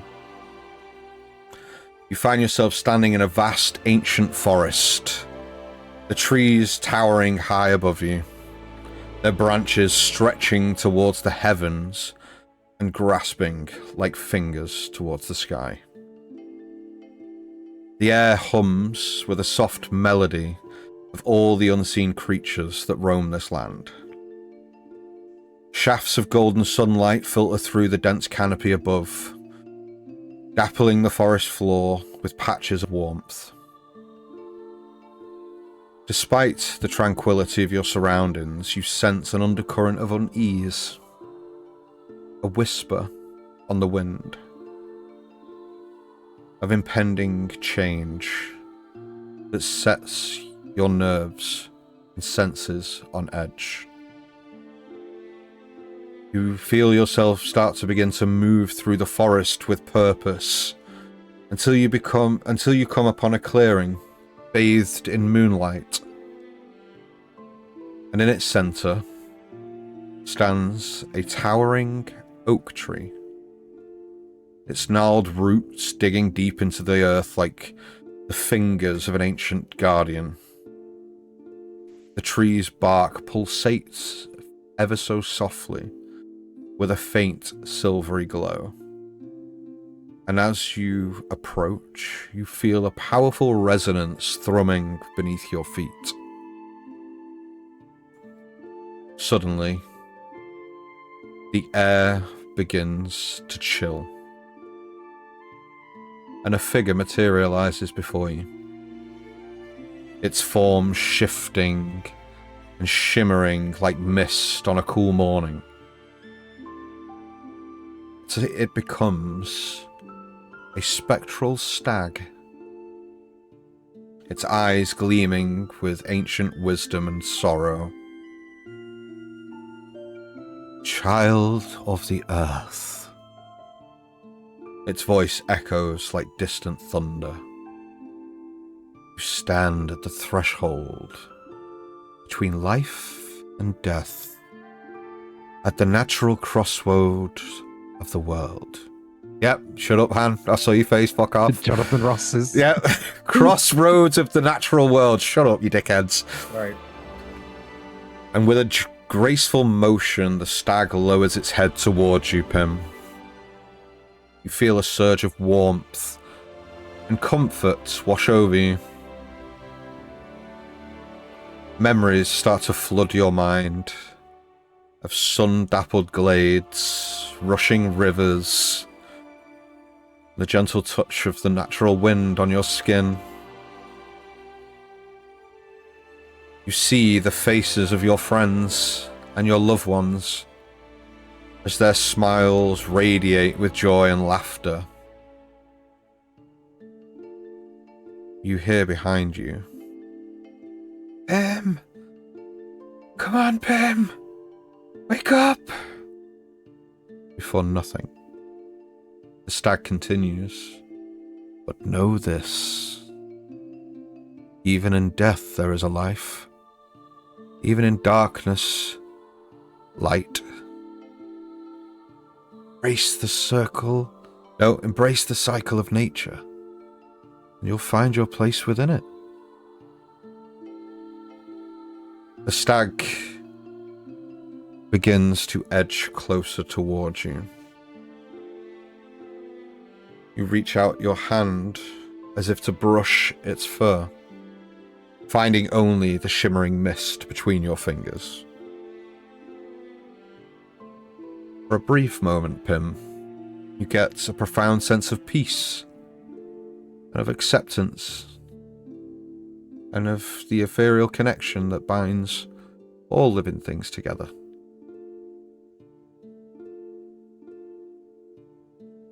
And as you pull your hand away, the stag turns and goes, but not yet. Turns and begins to vanish into the ether, leaving you stood alone in the moonlit clearing.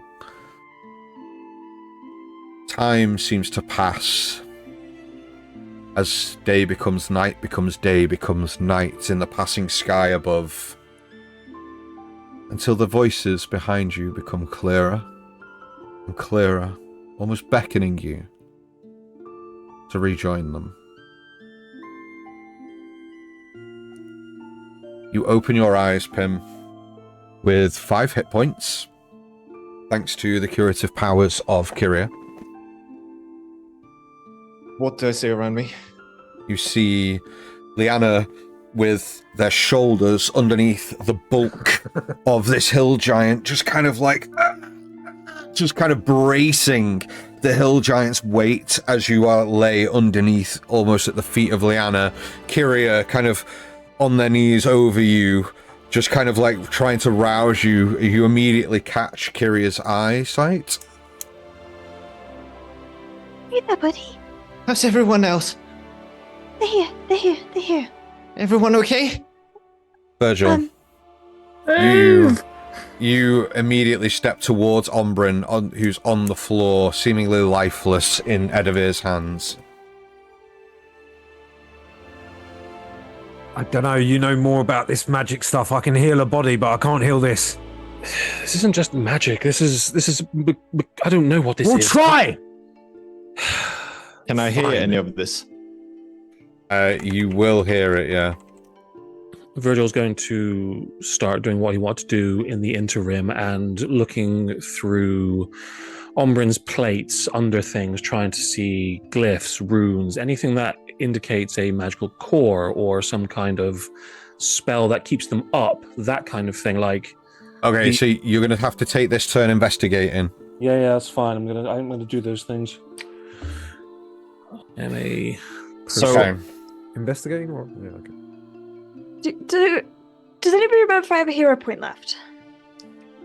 No, you should remember if you have a hero point. I know I've used at least 2. It's whether I used 3 or not. So I'm fairly certain you used a third one at the end when we were giving chase to. Yes, Leon. I did. Yeah, that's true. So that is that's an roll 8. roll together RPG. Thank you very much for the raid. Welcome, raiders. Hey! That's an 18 on the investigation check. There's no core that's exposed right now. How much experience have you got with constructs? None, because no one has any experience with constructs. Is there anything else anybody else would like to do in this turn? Virgil, you start looking over. There is no like runic symbols of spells. There's no runes. There is no indication of any particular spell or particular arcane energy that you can see. No evidence of such that you can see on Ombrin's form right now. Right, okay.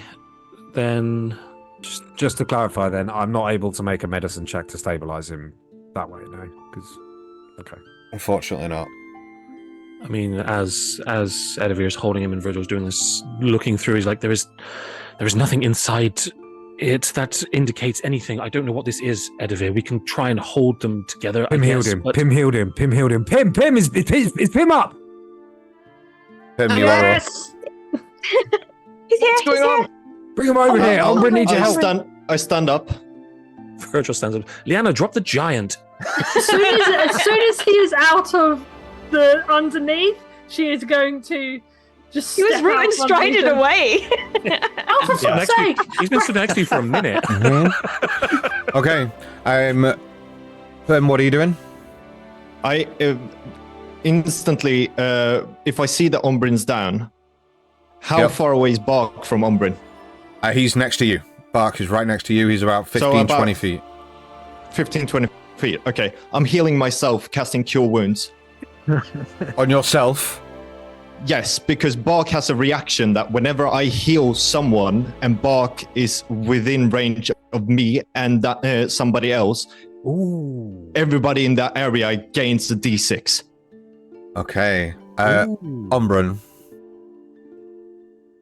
Do I have to make one more? Yes, please. Does that include me?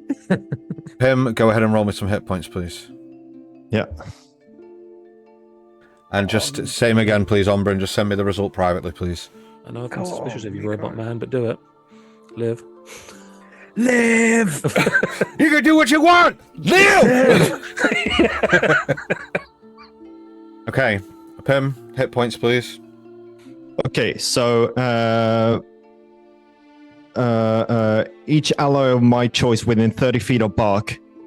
So whoever would be within 30 feet of Bark would gain 6 hit points back. I gain 8 plus 6, which is 14. Yeah. And we get 6, yeah?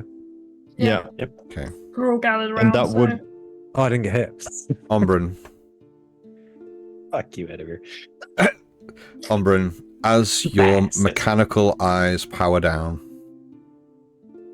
enveloping you in the shroud of darkness, you find yourself drifting into a state that you would compute as being sleep. Suddenly, a flicker of consciousness stirs within you, and you are transported to a realm of dream-like state. A realm where memories intertwine with imagination, where reality bends and shifts like the weaving of air currents beneath the sails of an airship. You stand upon the deck of a once majestic ship, its wooden planks creaking beneath your metal feet as it sways to the gentle rhythm of the current of the air. You hear the distant cry of large air creatures, birds, and akin. An endless expanse of blue, dotted with billowing clouds that sail like ghostly ships upon a celestial sea. As you start to survey your surroundings, memories begin to surface. A life lived behind the mast, navigating treacherous storms that threaten to engulf the very ship that you stand upon. You remember the camaraderie that you shared with your fellow sailors and your family members. Their laughter, almost hitting your ears like a song that rises above the roar of the current of the wind that passes by. Remember the thrill of adventure that once pulsed through your core with the sight of each new horizon. But amid those happy memories, there are also the sense of loss, a yearning that still cannot be named, a longing for a connection to the world beyond the confines of this metallic form. As you grapple with these conflicting emotions, a figure emerges. You recognize this individual. Short in stature, but not in spirit. As your dwarven captain steps forth, their form shimmers ever so slightly as if the light of a distant star were to shine just behind their image. Well there, Ombrin. At long last. As he calls out, their voice carrying across the air to you. I see that yearning behind your eyes. The longing for the life you once knew. Fear not, though. For the waves may have taken you from the world of men, that have not extinguished the fire that burns in your soul.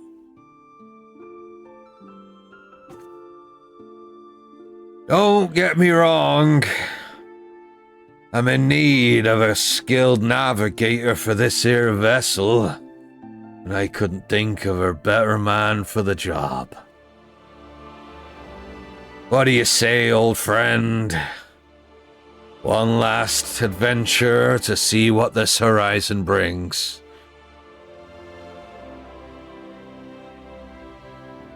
I'm always up for adventure. Well then. Man your station!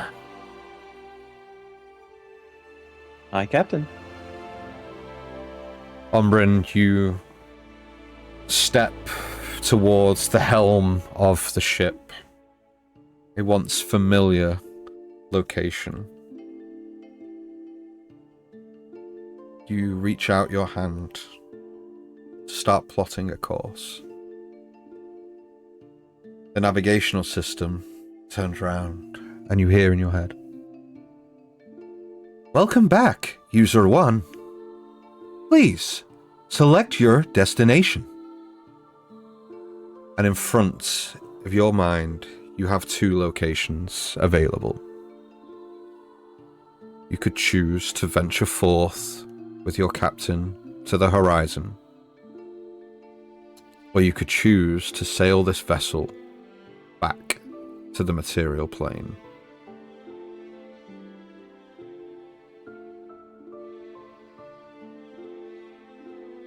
The captain stands, one hand on the ship wheel, looks at you with a smile across his face. "Well, set sail, me friend. Pick our heading and I'll sail us true."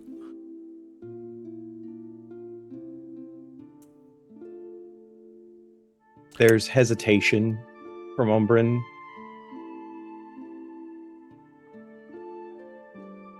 But then he turns to the captain and says, "We're always meant to seek the horizon." And he turns towards the horizon.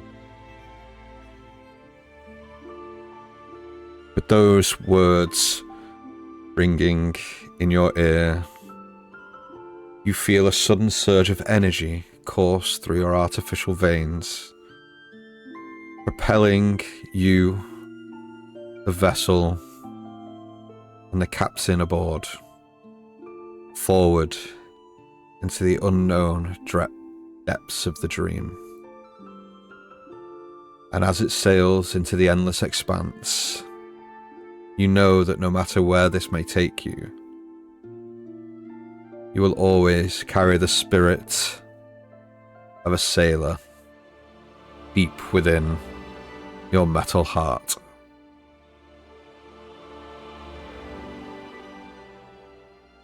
And that is where we're going to end tonight's session. Oh my god. No! No! Come back! I give him one last little bonk on the head where I hit him last time. Yeah. See if it wakes up. We are going to draw things to a close there. Thank you, everybody, so much for sticking with us through this very exciting episode. Just a quick fire, few things. This episode will be live on YouTube on Sunday. If you've missed any bits, go ahead and check that out. Thank you so much for joining us. Before we tap out for the night, I would like... Oh, I like that. I might use that every week. I might do that every week. That was nice. Anyway, don't take away from No. Miko, I would like you to tell everybody where we can find more of your content, where we can find more of your wonderful stuff. Tell everybody, plug away any upcoming events that you might have. Now's the time. Surely. Thank you so much for having me. It's been a ton of fun. I love playing with all of you guys. Hope to get to do it again in the future. You can find everything that I'm doing over on Folk and Myth, either the Folk and Myth Twitch channel or YouTube channel, or go to folkandmyth.com. We have several ongoing games, as well as episodic and periodical games and one-shots and all kinds of things, whether it be D&D, Alien RPG, Vampire the Masquerade, Call of Cthulhu, all kinds of stuff. Please check us out there. Amazing, thank you. So, with that departure of Ombrin, I'm going to go around the table. I'd like you all just to final thoughts. Han, we'll go to you first. What do you mean, final thoughts? Well, I mean, little insight into Kiria's mind right now. I made the choice, and he died. Nice. Good work. Good work. Nice. Fuck me, man. Liana? No words. Virgil? We did our best. Edivir? Mine's more of a player. It's just been such a pleasure playing with you, man. Oh, yeah, that too. That too. Yeah, even if it a bittersweet end. Yeah. But to be fair, what a beautiful death. Yeah. And yeah, it's been an absolute pleasure. You've added so much to these last few sessions. It's been incredible, and just so much to the game, the world overall. Been an incredible experience having you here. I have a question. Mm-hmm. How much is he worth now that he's dead? There's got to be some expensive components in there. This might not be the end of this might not be the end of Ombrin's story. What? Well, I was about to say, if our note taker is now dead, Oh yeah. someone else have to take notes. I'll recap next week. I'll save anybody typing it up. I'll recap next week for you guys in my hangover state. That is do a video or something. maybe. That is about everything we've got time for this evening. I am going to quickly try and find a channel to raid, but while I do, Chris, can you tell everyone about the things that are upcoming on Tales on Tap in the next couple of weeks, the next few weeks, please? Yeah, absolutely. I mean, something that we recently actually put up, so it's not upcoming. We recently did a video on Daggerheart character creation. That is on our YouTube channel. You can find lots of other stuff on our YouTube channel, including previous campaigns, previous one-shots, future videos, some coverage from our UK Games Expo stuff. You can find all that on YouTube, as well as this episode on Sunday, as Dan mentioned. You can find us on all good podcast platforms. Soon you will have a interim campaign to look forward to. There will be more information on that, but I think now, just to bring us back up to a high for the end of this, shall I reveal the name of our interim campaign? Yeah, do it. Yeah. So the interim campaign will be called Aerilon, Sins of the Peacekeeper. Let's go. Oh, let's go! So excited. And it's going to be very interesting. I've been working with these guys on this characters. This is going to be a very character-based campaign, not big enemies, not big world-ending events. This is going to be a campaign about the characters, and the work these guys are already putting into those characters is incredible. Look forward to that. Amazing, thank you. Before we do part ways, Miko, thank you so much for coming and being a part of this. It's been a genuine pleasure. I just want to kind of reiterate what Chris said. You've added so much to this game. Your character Ombrin has been, for an artificial construct, the life and body of the last few sessions. And you've brought such a strange sense of humanity to the campaign. As a the way you've played your character has been incredible, I man. literally, so thank during you. that session, wrote, "Do robots live like we do?" Because that was the vibe that I got from Ombrin. We are Android stream of exactly. Yeah, So that too. if we are going to end. Sorry, go on, Pim. Talk about the soul of the unseen servant. Exactly. Yeah. So we are going to raid a channel. Miko has very kindly suggested that we raid a channel called Emerald Collective. Collective. My mouth's not working now. I'm so sad. So please stick with us through chat, and just remember, if there's anything to take away from today's session, it is that ordinary people can be extraordinary too. Take care. Bye bye. Peace. Bye. Bye.